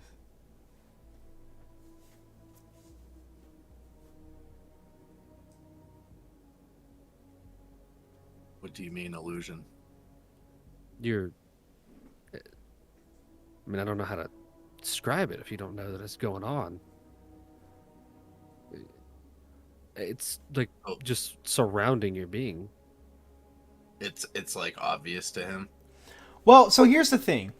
The way that invocation works is you just can freely cast detect magic. The condition of detect magic is Anyone who looks at you has to make an intelligence saving throw to determine whether or not you're under an illusion.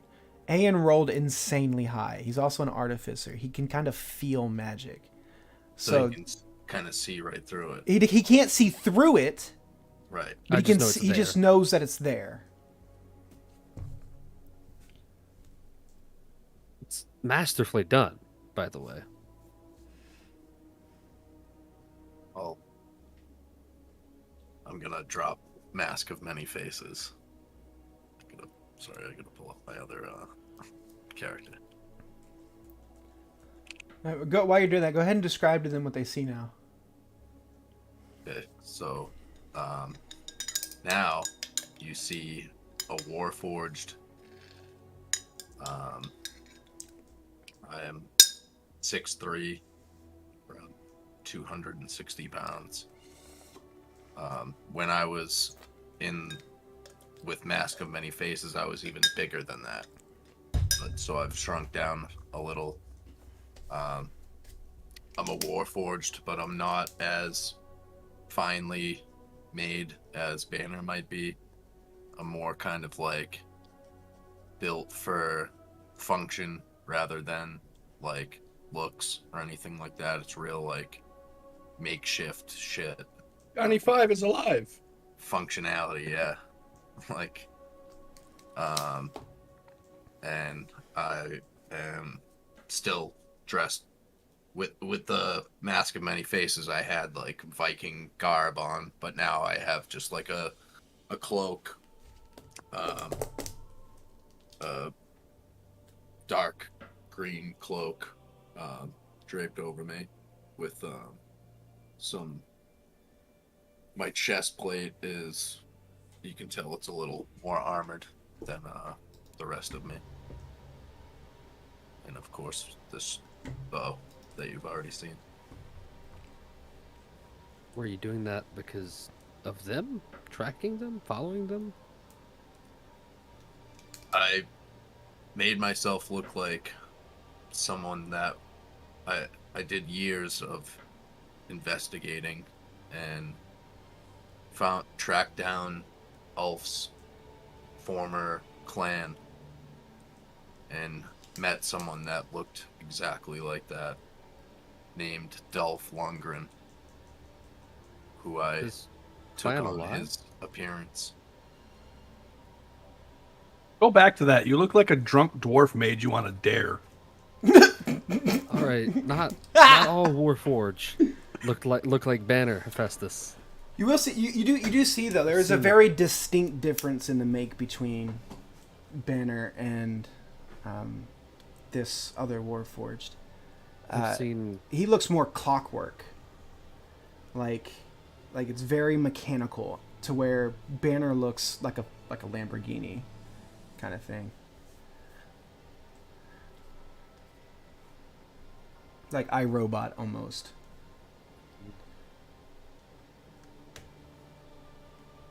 Yeah, can you go back to the How'd Viking looking dude? You're gonna scare the children. you track them here? I mean, I don't even know how they got in. We have screening systems and everything. I assume teleportation. I don't know why the fountain erupted though. I was constructed to be able to find information out and, well, sorry, now that I dropped Mask of Many Faces, I talk like this. I am Esther. Nice to meet you. I'm Ayan. And I was constructed to infiltrate and find out information. My master showed me lots of different ways of finding information and infiltrating different organizations.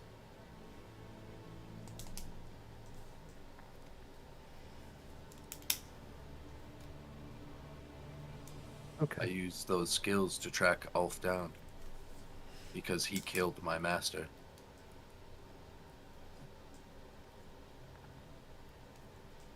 don't want to pry too much, but who is your master? You Do you call. want to describe who that is?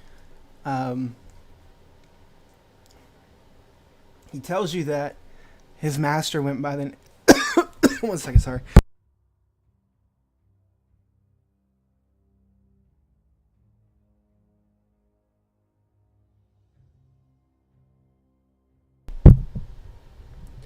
Bong fucked me up. Apologies. That's what I look like if you. I just changed my token. I think this one. Okay.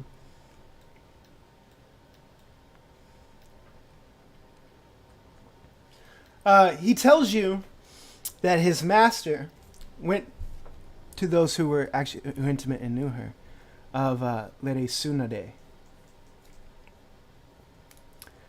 And Tsunade. I need Hephaestus, Aeon, and Tolliver to make history checks. I'm not gonna know who he is. Garen fucking T it. Nope, don't know. Actually, you do. Never heard of her. You do. All three of you remember her. You remember after you assaulted the keep, and in preparation for the keep, you all worked with a underground rebel sort of faction in the city. Mm-hmm. And in the end, you all were introduced to a woman by the name of Lady Tsunade, who was the avatar of the goddess Sun, who commonly is known as the goddess of beauty, but to those who actually know her, she is the goddess of assassins and poisons and trickery and so Spies. forth. Spies. Mm-hmm. You remember she originally told Traxxas of the assassin competition that was being held in the High Elven capital. However, 20 with a 28, and you remember seeing a cloaked figure that had very indistinct, nondescript, like very smooth and solid features underneath one of the hoods. You kind of flash back to it, and you think maybe you might have seen Aster there with her, because he never left her side. But you specifically, Ayn, I think, determined that she was actually an avatar. Yeah, I did, because I don't know if it was a Arcana check or what it was, but No, Aiden you knows. asked a couple of very pointed questions.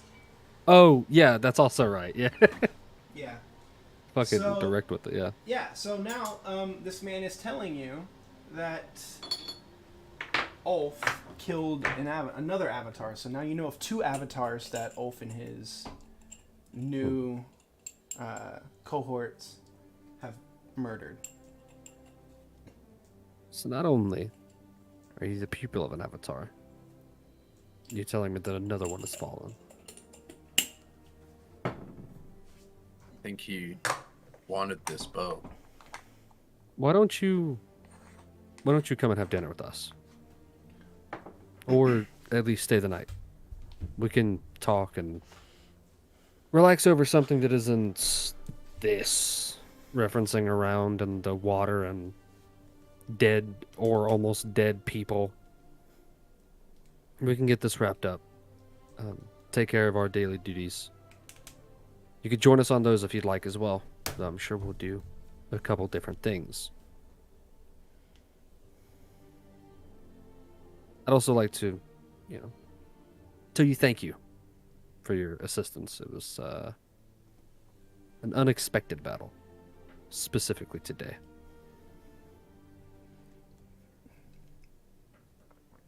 I am now on a mission to avenge my master. I understand. You must know, though, if he and his group killed the lady, and if we are to believe what Rawl says, the avatar of Hephaestus, Atlas himself, one of us, any of us in this group, don't stand a chance against the group of them, including yourself. Let's work together.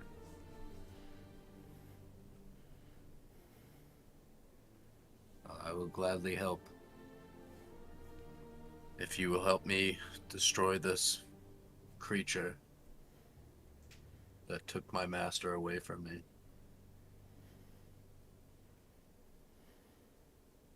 Kind of just look to everybody else busy doing their things. I'm sure Tolliver's kind of looking our way, listening to the conversation. I believe I can speak for everybody when I say we'd be happy. Happy to have a little extra help and possibly a little extra knowledge.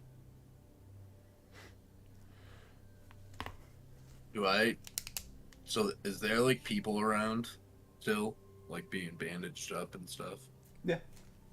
Do I see any kids around by any chance? Make a perception check.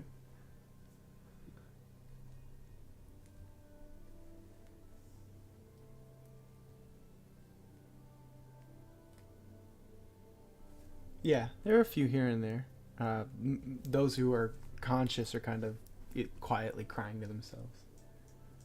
There's any like flowers or anything in these bushes here? I want to pick like a flower and give it to a kid. Well, unfortunately, even with that high perception,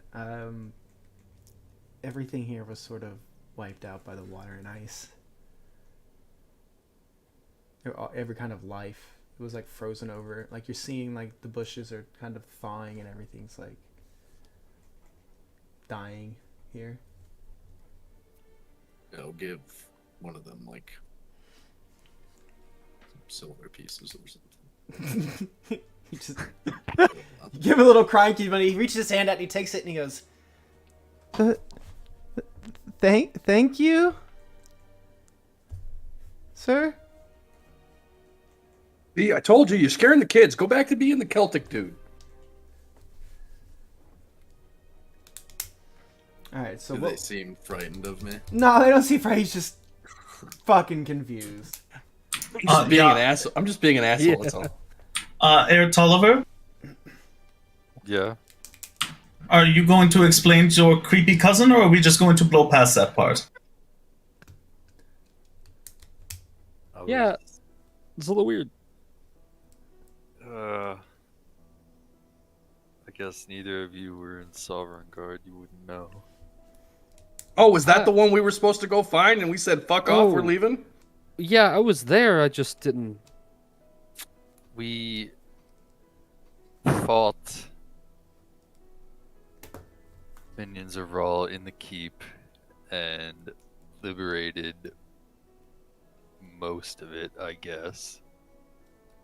But it was where I was kind of excommunicated from the family. And when that happened, we left the city. And I guess my cousin was somehow still under the spell of, something. I don't even know, but it's my fault either way. I mean, we left him there. I wonder if he was being harassed by that fucking creepy thing that went into the tombs that we said, yeah, fuck that, we're leaving. What if that was the thing that was in the tombs? It looked kind of like it. Do you see the resemblance? A little bit.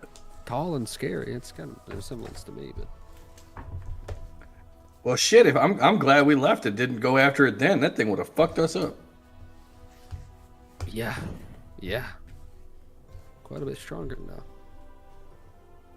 Would I have learned about what that thing might have been that we just fought? You would have no, absolutely no reason to know what that was. No, I'm not even gonna roll for it. All right. So is there more of Wait, those? wait a minute, wait. He was in the city when that happened. No, but I know, but he wouldn't act like.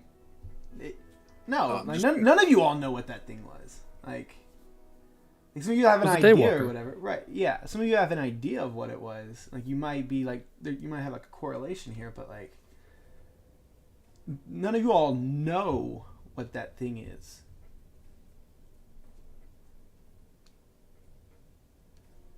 But okay, so just to wrap up right here, not the game, but just this situation.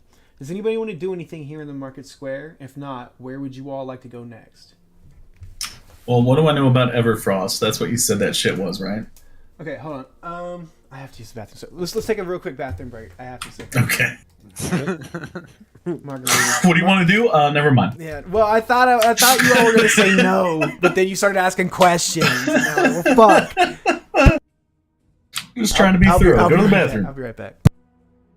Okay, well he's gone. I have something to ask you guys. So I'm gonna do a whole bunch today and tomorrow of like city things. I'm gonna put them in the council table first for everybody to like vote on and change things that they want. I just want to start getting some of this through so that we're not like, oh, but we would have set this up, so it's not like a big fucking pain on Wick. I like making things a pain on Wick though. I kind of do too, but I mean, like, I also want this stuff to flow even smoothly into the game. So I'm doing the proposed schooling programs currently, right? We'll have several different types of schooling and such. The Magic College will be a thing. Do you want that to have a specific name, Tolliver? I mean, I feel like it's just gonna end up being called the college either way. You know what I mean? Like, That's true. That's true. Why don't But we I mean- call it? Why don't we call it? did you just Or- put forward an idea without knowing what you were gonna say? No. I Aurora's College for Gifted Pupils. I mean, yeah. We And- can fit Aurora in there somewhere. That's what I'm On- saying. Maybe Kids we who can not read be good. Gifted. Yeah. Yeah.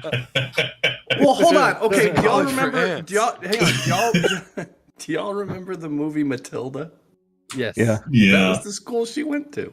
Okay. All Let's right. call it Either way, College of Winterhold. what else are you saying, Ian? So well, I want to ask that stuff because it's one of those, but I also want to get like an idea of everybody's stuff. Like Banner, your training program, if you want to accept candidates from in town and everything to come and join your monastic way under your guidance. Yeah. The ones I have so far, and I'm also putting like an age range in there of like people you'd accept. So I have AAA, which is Ian's Artificery Apprenticeship.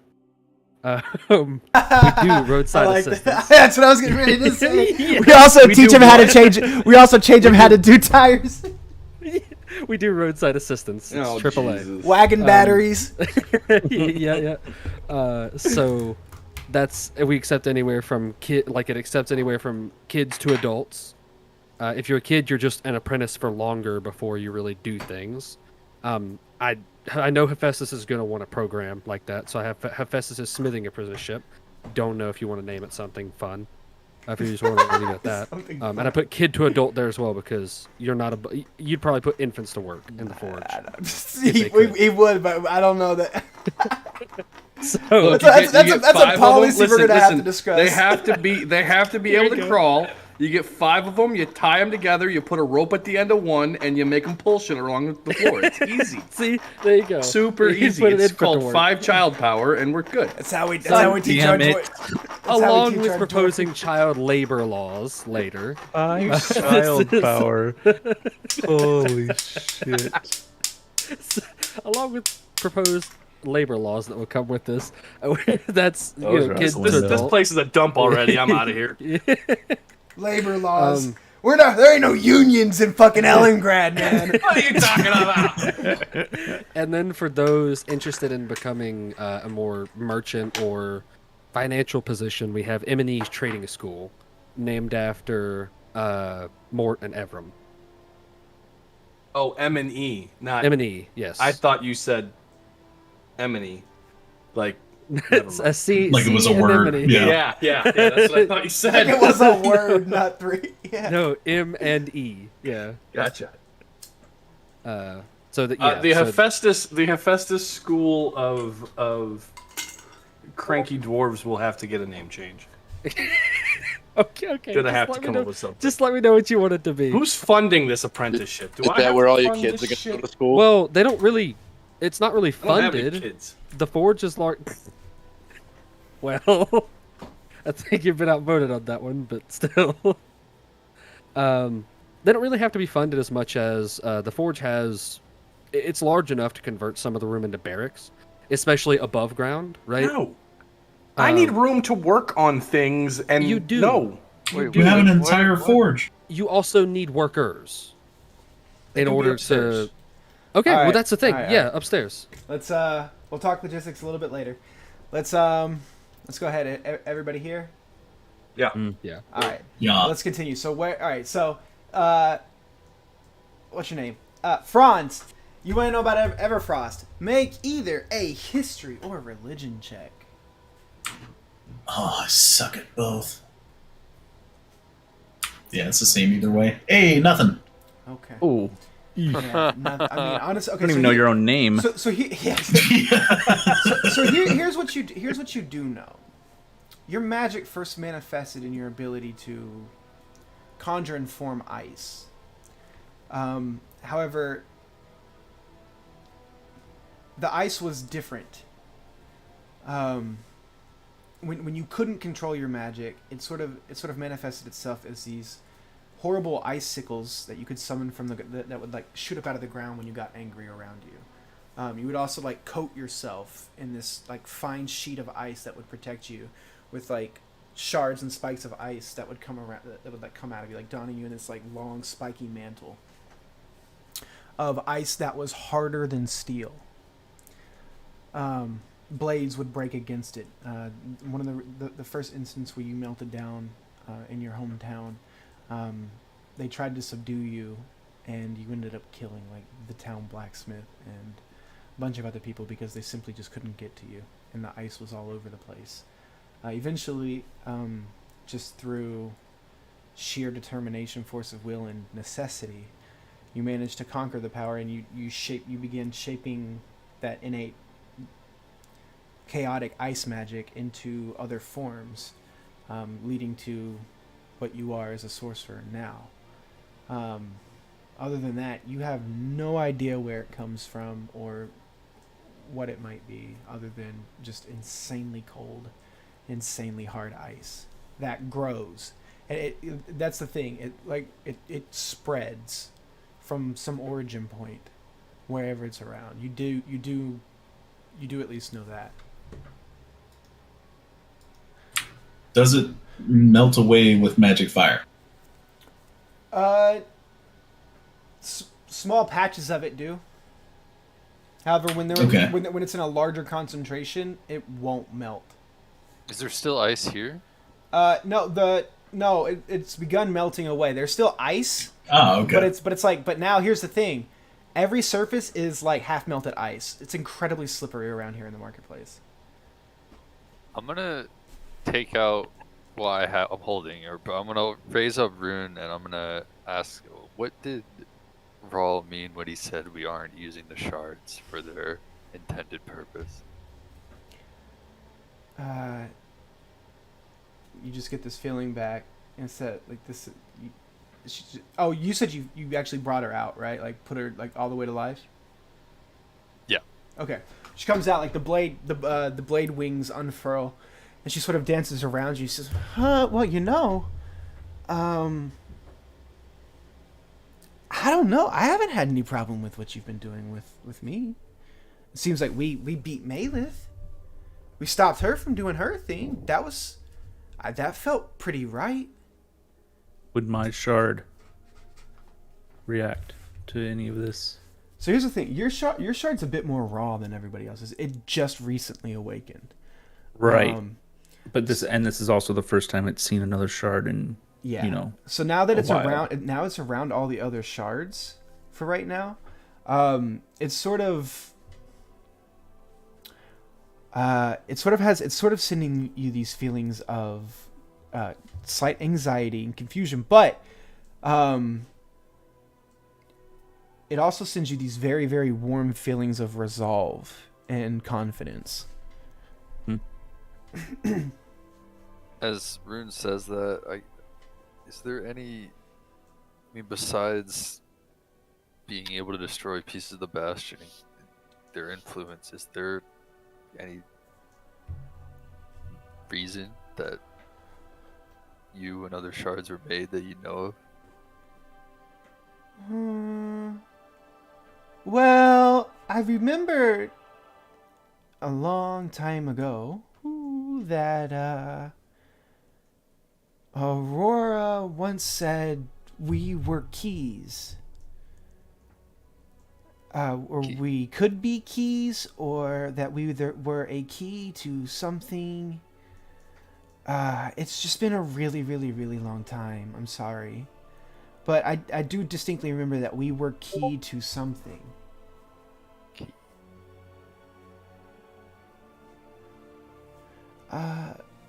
You might ask our maker. Maybe he knows a bit more.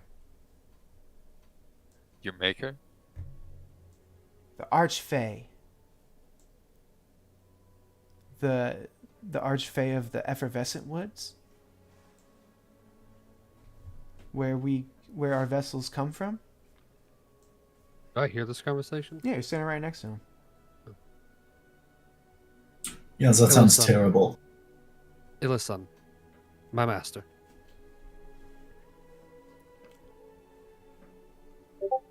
He and Atlas made the shards originally. Ooh, I like that name. I like that name. Anyway, go ahead. When people speak to their shards and the shards speak back, does everybody around them hear what the shard is saying, or just the person that has the shard? In the state that Tolliver has Rune in now, it's vocal. It's out loud. You said. Go ahead. Sorry. You said Illisan, but wait, you said the Archfey? Are we talking about the same people here? Or did that... Also Tolliver, that Archfey serves on the Council of the Archmages. He's the Archmage of Conjuration.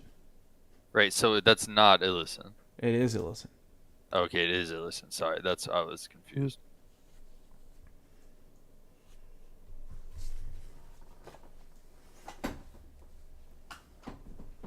Where did you get a talking knife?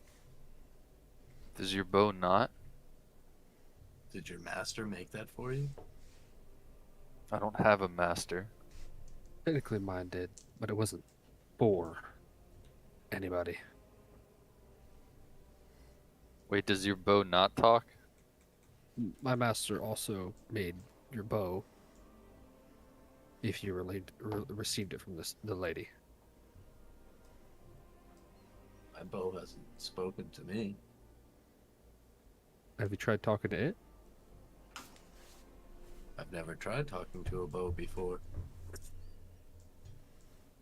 It is a little weird, yeah.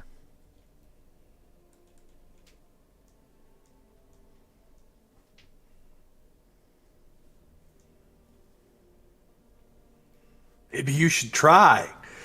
Maybe we should try to talk to Illisan. Find out what the hell Raw's talking about and what he wants our shards for. I mean, there has to be a specific reason that he's trying to take them from us. And if Rune says they're some sort of keys, I mean, I don't know. I mean, there's threads we have to follow there.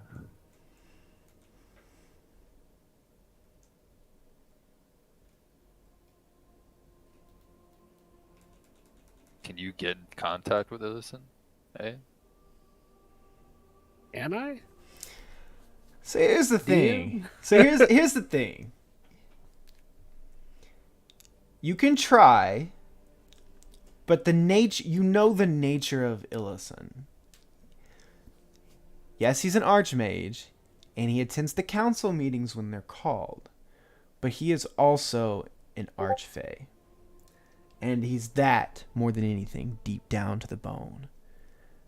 You can try to summon an archfey. You can try to contact an archfey.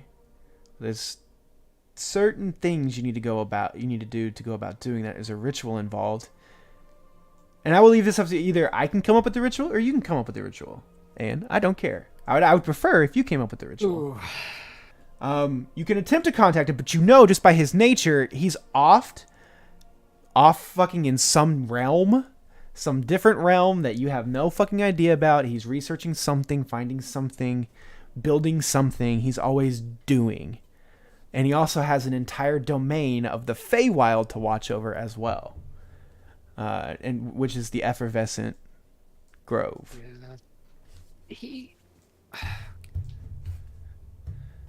Maybe you should just send him a message instead of trying to summon him. That makes it sound like he might be real angry when he gets here. Yeah, he's been known to. He's been known to be a little upset at me sometimes when we were training and I summoned him. Yeah. Hephaestus, is there a chance you could send him a message for me? Just requesting him. Yeah, I can do that. So here's So here's the unfortunately tricky can't bit. do it myself. You are not familiar with Illison, Hephaestus. You've not personally met him. If you had some possession of his, you could make a check to see if you can contact him. And But- I'm just gonna grab onto Darwin and see if that's a close enough connection Or to your Illisan. shield.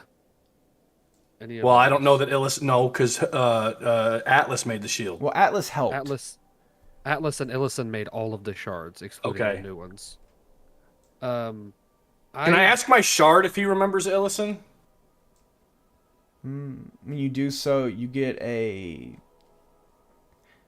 It's sort of a reverent feeling, like not personally familiar with, but he understand. But the shards, like He remembers the mage who made him. every shard remembers who created them.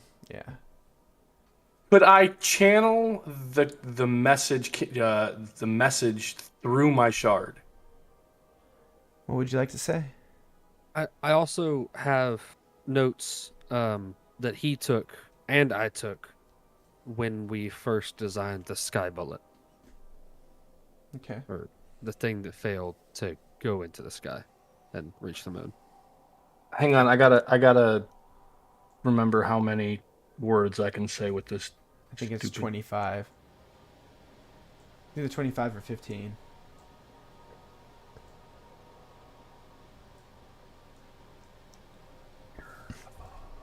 Sending, right? Yep. Yep. Do you have sending prepared today? I don't. I'll have to prepare it tomorrow. I just want to see what it is. 25 words. And I can do that, but it won't be till tomorrow. That's fine. I can think of words for you to say to him. A blank. Okey-dokey. Also, I would just like to point out the very last part of the sending spell.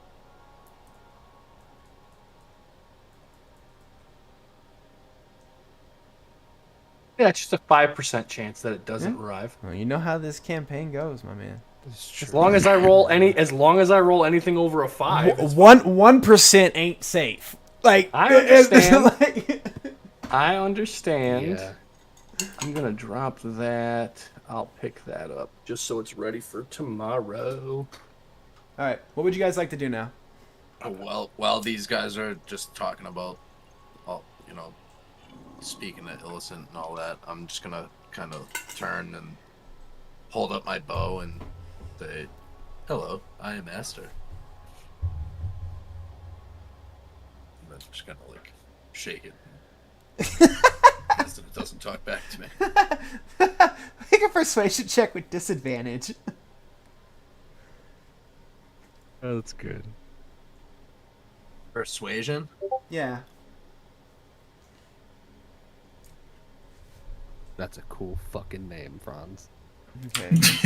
Fortunately, with the disadvantage, it's 13. As you say, "Hello, my name is Astor," and you give the bow a quick, sharp shake. Nothing really happens. I'm just gonna put it back on my back. I threw mine in a fire, and that's what started it talking to me. He got angry.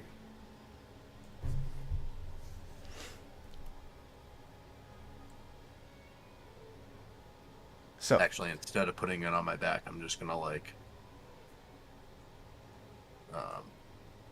have it disappear. you see the snakes sort of unravel themselves in front of you all, and the bow just vanishes. That's kind of cool. Yeah, it's wild. Gentlemen, if there is nothing else, I need to retire to the forge for meditation and prayer. Yes.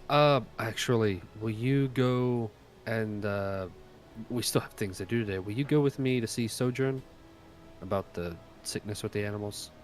Is everybody Yes, here that can be healed? The civilians that were in the market? I've healed. Yeah, I've thrown heals at everybody. over this time they've been tended to. Yeah. Okay. The I've- confirmation of Atlas's demise. Once we're done doing everything, I will be secluded for at least a day. Understandable. If you wish to begin now, feel free. I'm sure I can No, handle no, everything we out can there. handle. I will handle the business as normal, but things must be tended to. I get it. He's just Hephaestus is not happy. There's a burning hatred for Roll that was already there, and it is now turned into this. Like he wants to leave right now to find Roll and cave his skull in. He's fucking pissed. Astar, was it? Join us. Come see one of our. What would we call Sojourn, actually? Who? Important figures? Friend. Friend? Yeah, that usually don't- works. Really? No. I mean, yeah, but. Oh, our druid friend. Yeah, the druid friend. Yeah, come meet her.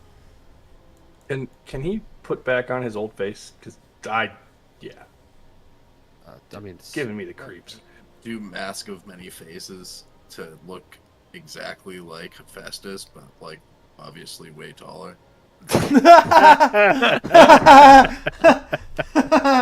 I'm gonna look at him and go, looking good. Let's go. It's like that. What is that movie? What is the movie with Arnold Schwarzenegger and Danny DeVito where it's twins? Twins. That's exactly what it looks like. I love it. That's hilarious. Oh my god. We can be twins now. Okie dokie. Oh boy. All right. All right, what would you How like crazy to do? would it be if he looked like me and got some of my spells? All right, That'd be so nuts. Hephaestus and Aster are going to see Sojourn. What would everybody else like to do? Banner, Tolliver, Franz. I will go see Blue. Okay. I'm blue with top idea. I'm gonna go speak with Rundolphus to just kind of give him a full report of everything that happened. All right. And then ask him to kind of describe it down. I'm gonna everything I can remember word for word that like what Rawl said and whatnot. I'm gonna relay it to him and ask him to kind of make a record of it. Banner. What is this building? Which one? Oh, sorry, I need to zoom out. Ping it again. That one is actually one of the buildings that has not been utilized yet. Which ones haven't been utilized? The one that you pinged. Every other one. This is a pub that is under construction. Okay. So not utilized at all. Completely barren. Pub under construction. Alchemy and herbology here. Public house. And How many pubs do we need? No, sorry, not a What? sorry. Like a public house is like a meeting lodge. Is this one anything? It can be whatever you want it to be. Okay. I will set up a triage center here Mm-hmm. for townspeople and anyone else who needs assistance from the most recent attack, and then I will eventually turn it into the medical, martial, school place thing stuff. Banner. We have much larger places that you can turn you into your school, bud. That's great for the townspeople, but if you want an academy, we got buildings. My disciples need a humble beginning to realign their ambitions, if you will. Understood. They want the moon, but haven't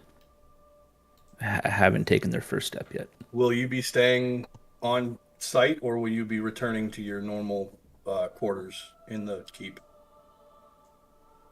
For now, I'll stay here, but I will return to the keep within the week. So what's the keep? Whatever, the castle, whatever the big building we have. Castle. The college? Wherever the normal so here's the thing, like That's the college. you all have Jesus various Christ. like, you all have like various centralized locations. Like you have the forge. Tolliver and Ain have been working out of the college. Ain's been sort of bouncing around between the college, different infrastructures, and the forge. Then there's the government building with the vault, and that's where Randolphus is. Also, in part of the government building, Morton Evram have taken up offices in one wing of the government. I building. apologize. I assumed that as the rulers of this fine city, that there would be a delegated living quarters for us, I was not under the just where we assumption you were work living in the all forge. day. You specifically said that you've been weren't- living in the yeah, forest. that's- You were that's never what- leaving. Yeah. So I thought you were living in the forge. Tolliver. Just there because are I'm quarters in doing the- that doesn't mean the rest of the namby-pambies are doing that. So I would assume Prince no Tolliver castle. needs fucking a place to get his pedicures and shit. So you would know that the castle was originally built up around the Elendrin Heart that was torn down and beginning to be remodeled by Malith by the time that you all got there. So there is no like castle or keep anymore. It has yet to be rebuilt at all.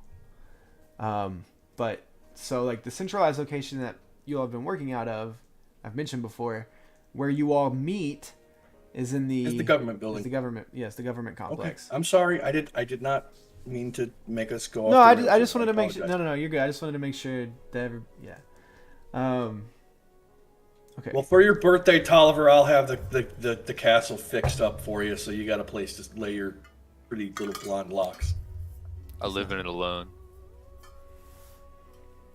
I'm sure we can get you a harem.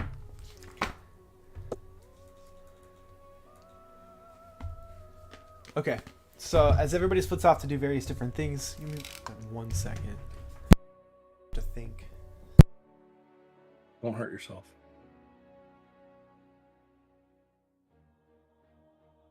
I'm sorry. That was mean. I shouldn't have said that. I apologize. You're so self-aware. I'm trying. I'm trying. Wow. This is Trying. trying. Between the "I don't want kids" comment that upset my daughter last week Oof. to that, yeah, Oh. that was. I had to explain to her that I want kids. I have children. I love my children. I was referring to my character that I was playing. I'm role playing. Yeah, she was. Thankfully, she's I'm playing old enough out to my understand. fantasies in a game. No. Never really wanted you.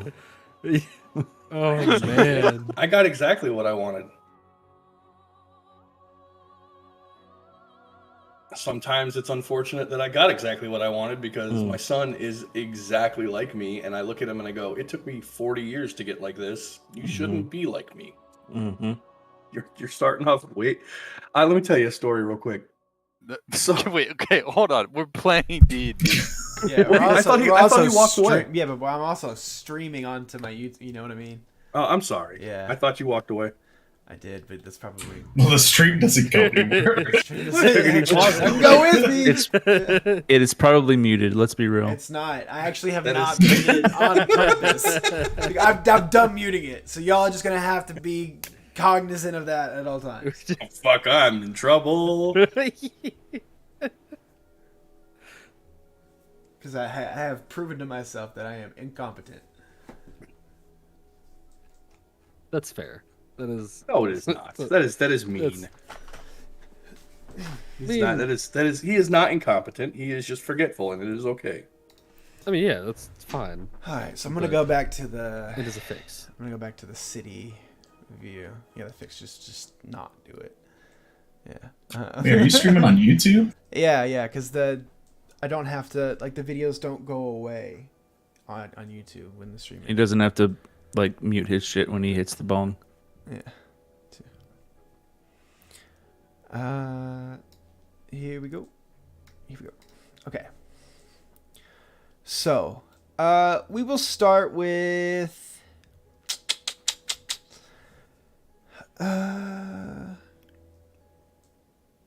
we'll start with the 3. So you all head out of the gates.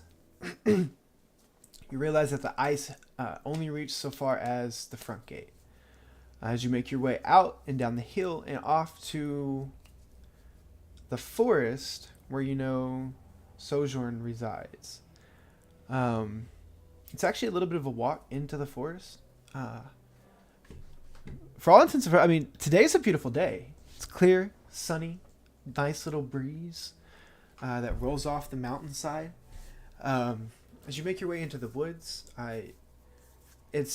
you're appreciative of hearing the sounds of nature. Where this land was once barren due to the mists, nature has reclaimed a lot of the ground here. You all make your way, and eventually you hear the sound of beating wings as you all are just aimlessly walking through the woods.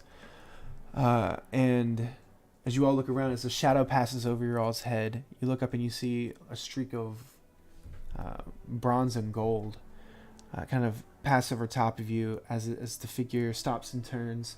A halo of light emanating around from the crown of her head, with this long, flowing, jet black hair that has these twistings of green and leaves and so forth inside of it. As it fades into the shadow, as she lands down in front of you all, and she sort of gives you all a bow. She goes, "My stewards, Sojourn, how have you may?" been? Well, things have been better around here. Unfortunately, there seems to be a sickness rolling through the woods, and I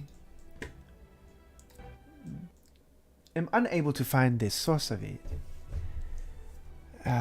I was hoping maybe you all could employ some of your stronger magics to determine the source of the infection here. It first started when the herds started grazing a little bit farther west down the road. The woods there have also taken on a foul odor, and the leaves and wildlife and plants have begun dying around there. Unfortunately, I have not had time myself to investigate. I have to attend to the herd here and make sure they do not wander too far. No, it's fine. Is there any visual cues, anything like that? You will Just to feel make sure the you don't miss it. cold when you reach there. She sort of tilts Gotcha. her head when she talks. She sort of like tilts her head like a bird would as she's thinking and expressing her thoughts. She steeples her fingers together and sort of taps her finger and her claws together as she talks. And she goes, "Yes, if you all would find the time to investigate more, that would be much appreciated. I do not wish to lose this land again to a residual infection left over by whatever happened during the calamity." We can investigate. In the meantime, we may be able to set up some sort of little quick array to keep.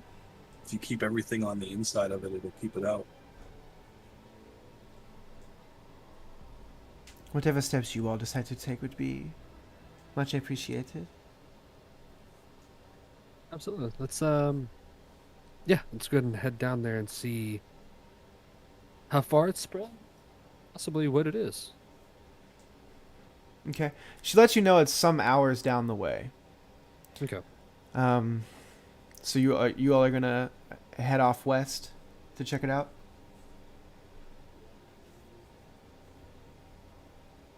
I'm just gonna reach out my hand and say, I'm Steve, by the way, Hephaestus's brother.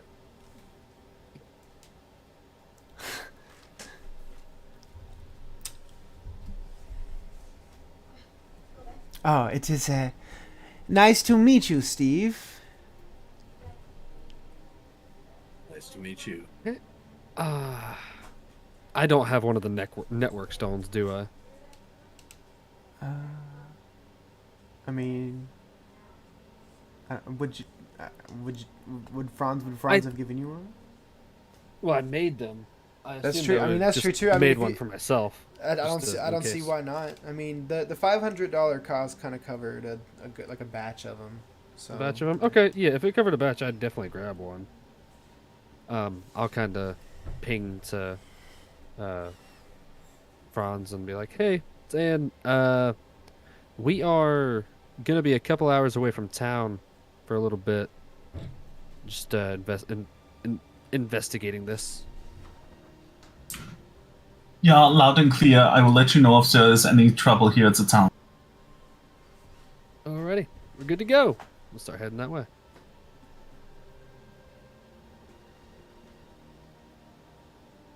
Okay. All right. We will come back to you all a little bit later. Let's go ahead and do. Let's go ahead and do Tolliver. Tolliver, you make your way back to the government plaza in search of Randolphus. On your way there, you see that you cross through the central fountain square, and you see the damage that has been done there. The monument to lost heroes is mostly undamaged, but it was covered in ice and has begun thawing out. The statue of the visage of Casimir, however, has changed. Worked into the marble work, there is now a harness of chains hanging off of Casimir. Looks like it was naturally worked into the statue in its original creation. You can't tell a difference.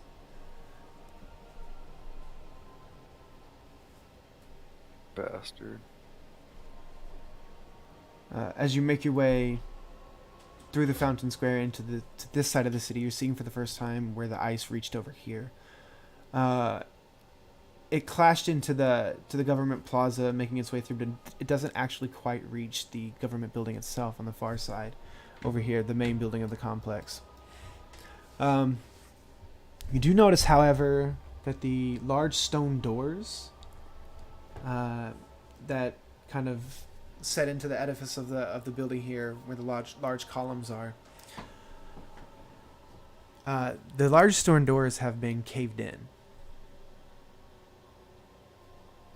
and they lay in rubble in the front foyer of the government plaza building here. I'm gonna cast Mage Armor on myself and jog in there. Okay. As you make your way in, you get inside and you see footsteps, like footprint size impressions of Everfrost, leading from the caved-in door off and up some stairs. So you follow along that path and you follow up the steps. And you make your way to what you know to be the conference room. However, right before the staircase... Actually, I should have said this. I'm sorry. Where there's a path that leads up to a staircase, up to a portion of the building that you know where the conference room is. The path also diverges right and leads over to where the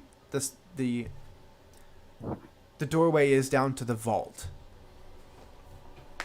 Would you like to go upstairs to follow the trail upstairs, or would you like to go downstairs to, where the vault is? Is Randolphus usually in this building? You often question if he sleeps. Okay, yeah, I'm gonna go up. Okay.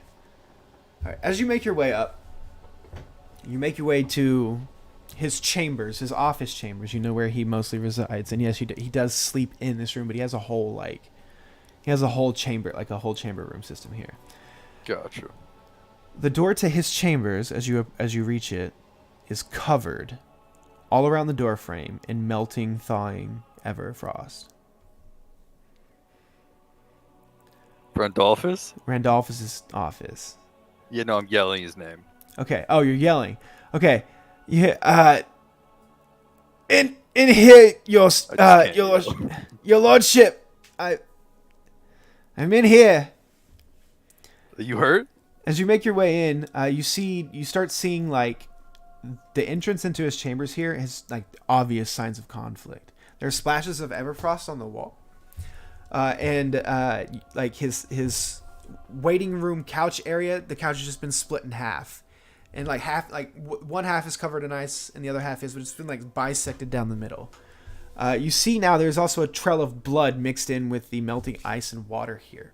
As you sort of step through the fine layer of water, like the puddle that is laying over top of the ice in the room here, you see that the puddle of water leads back to a Randolphus laying on the ground in his main chambers. You see as you look on now, there is a gigantic gash on his left leg that has just been bleeding. He's got it tied off with the belt that was around his waist. He's got it sitting there holding it. And he says to you, I fear, my lord, I have encountered some difficulties today. Some assistance would be much appreciated. Yeah, I'm gonna run up and I mean, I'm sure he hastily tied it. I'm gonna do my best to make sure it's like secure on his leg and everything. And then I don't.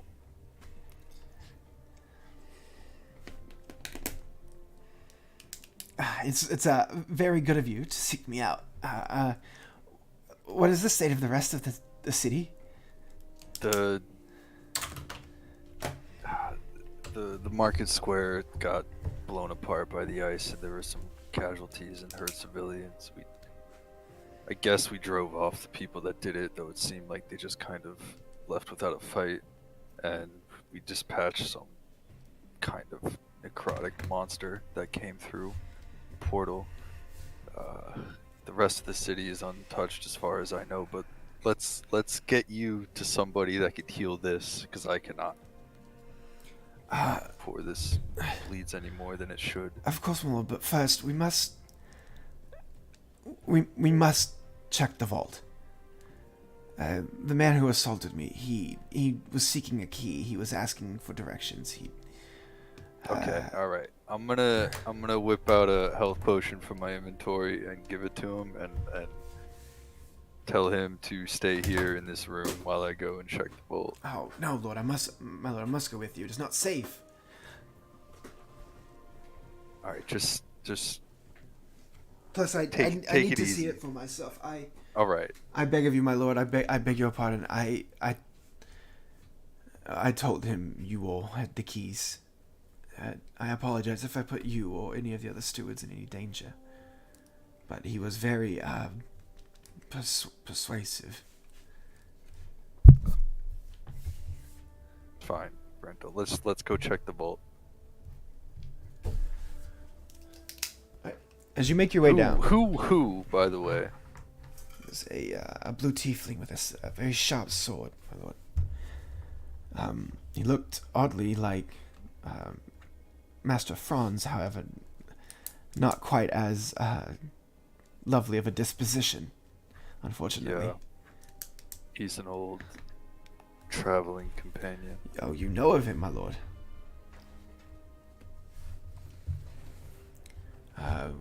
What did you do to anger him so much that he would track you down I'll here? give you a full account later. For now, let's take care of this. Bleeding all over the floor. We gotta check the vault. You asked me about history. It's pretty typical. Let's go. Very well. As he takes the potion from you, he drinks it. He's limping, but he's still managing. Like he's got like one arm over your shoulder. And you guys make your way down into the foyer and back down around to where the vault is. And when you get down, you see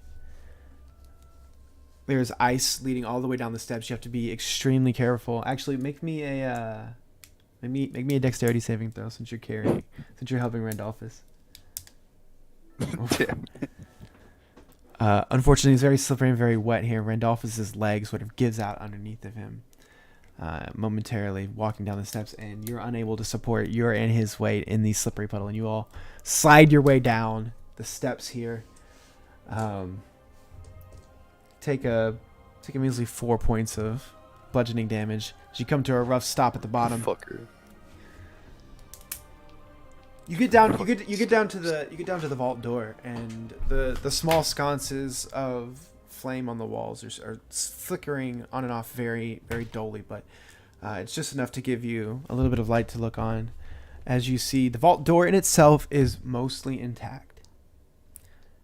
However, Mostly. there is a very large rune carved into the face of the vault door, and it is looked to be carved by some very sharp blade, and Everfrost tinges the edges of these gigantic slashes that have been made into the edifice of the vault door. Does it look like a glyph of warding or something of the sort to me? Like it's a trap that's gonna go off? We got our kind of check. Ooh, 26, very good. No, it is not necessarily a glyph of warding. It is a glyph. However, with a roll like that, make a history or religion check with advantage.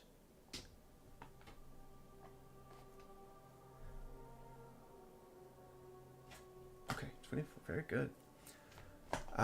You've in your studies from long ago in your schooling, you were taught of the major demon kings and the sigils that go along with them. And it comes to you instantly. You recognize, because this one very specifically caught your attention because of who this demon king is. This is the sigil of Mephistopheles, the demon king of the arcane, the seventh layer of hell, the plane of, and that's where Everfrost originates from, the plane of ice. It is just a frozen wasteland where Mephistopheles' hold resides. That's such a hard word to say for me for some reason. Mephistopheles. Mephisto. Whatever. And he's usually represented as a blue tiefling or a blue demon with curling ram horns that wears almost pearlescent white ice-like plate armor. And he is, like I mentioned, the demon king of the arcane. And you've met him once before. He is who took redemption from you all in the first place. Yeah.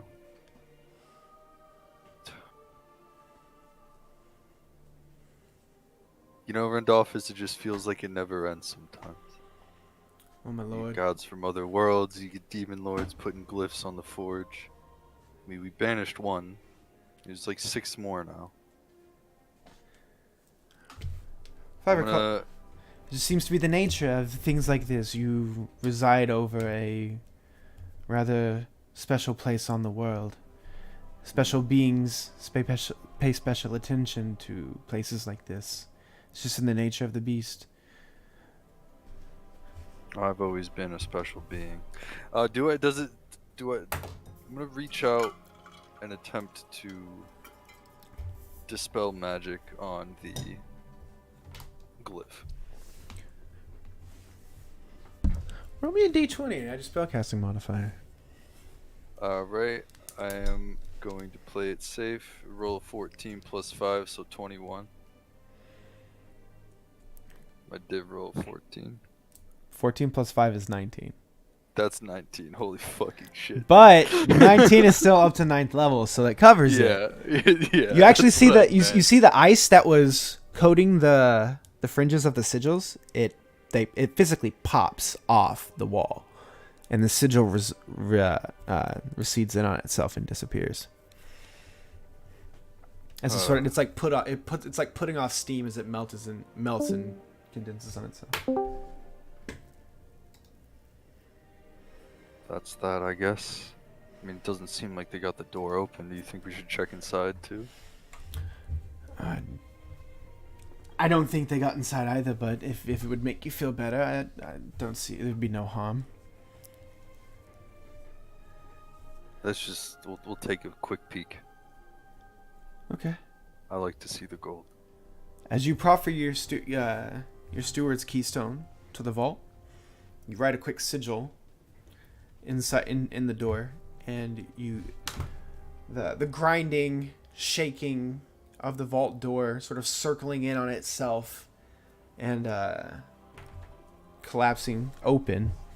You look in, and as you look over it with your dark vision, it looks pretty undisturbed, pretty much undisturbed. All right. Well, at least they didn't get into that. Could have been disastrous.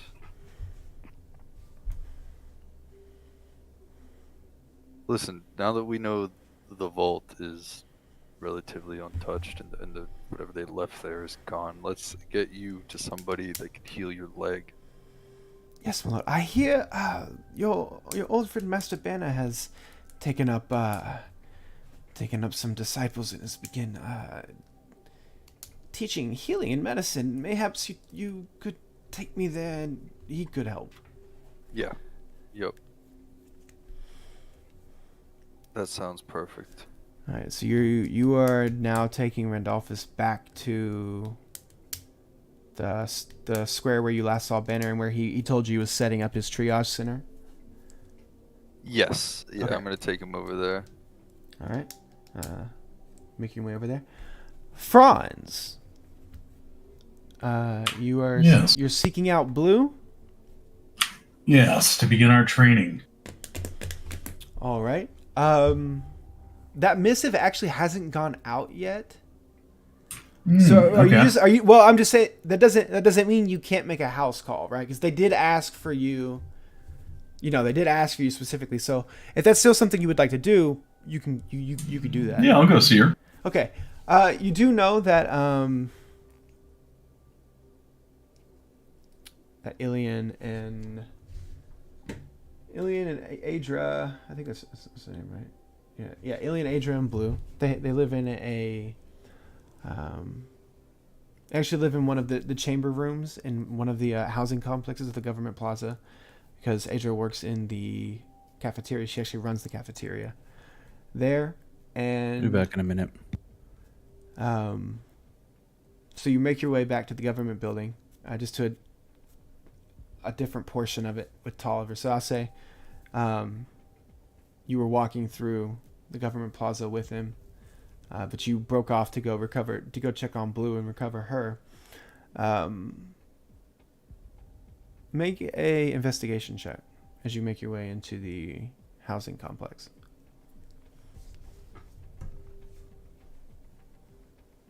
Which is here, by the way. 17. It's here, by the way. 17? Okay. As you make your way through,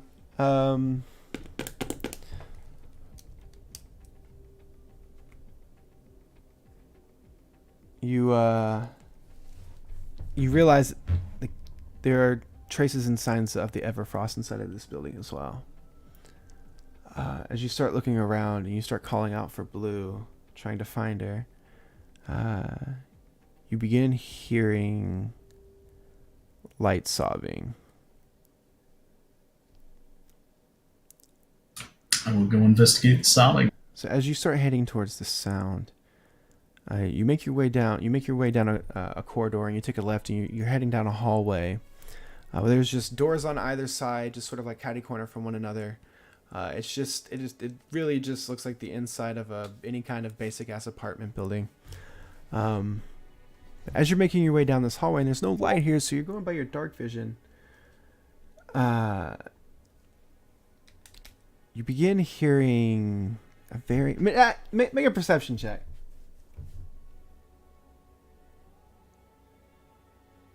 11. Okay.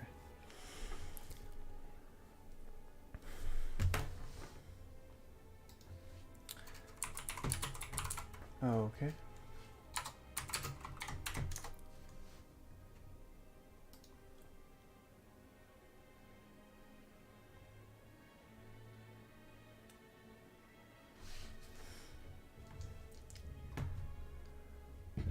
Okay, does a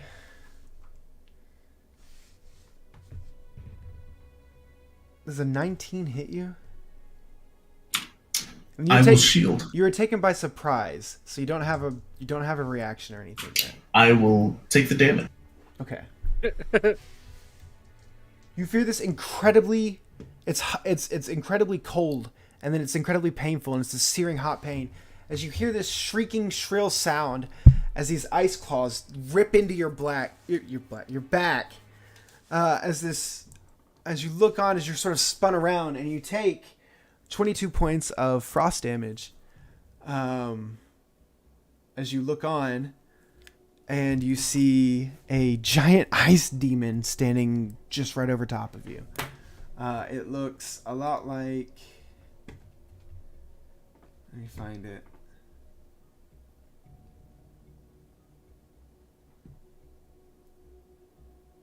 It's like... Apologize. I have got to go though, guys. Okay. Have a good night. I was actually gonna pause it there. I'll put it right next to your character here in this. That's Take what it it easy, looks man. like. Right here. Oh shit! Okay, it's like a little demon. Yeah, it's like, well, it's not little. Right. Yeah. And that's actually where we will end tonight. Franz, you are now facing down this giant ice demon as you hear the sobbing of a small child echoing throughout the hallway here. Copy that.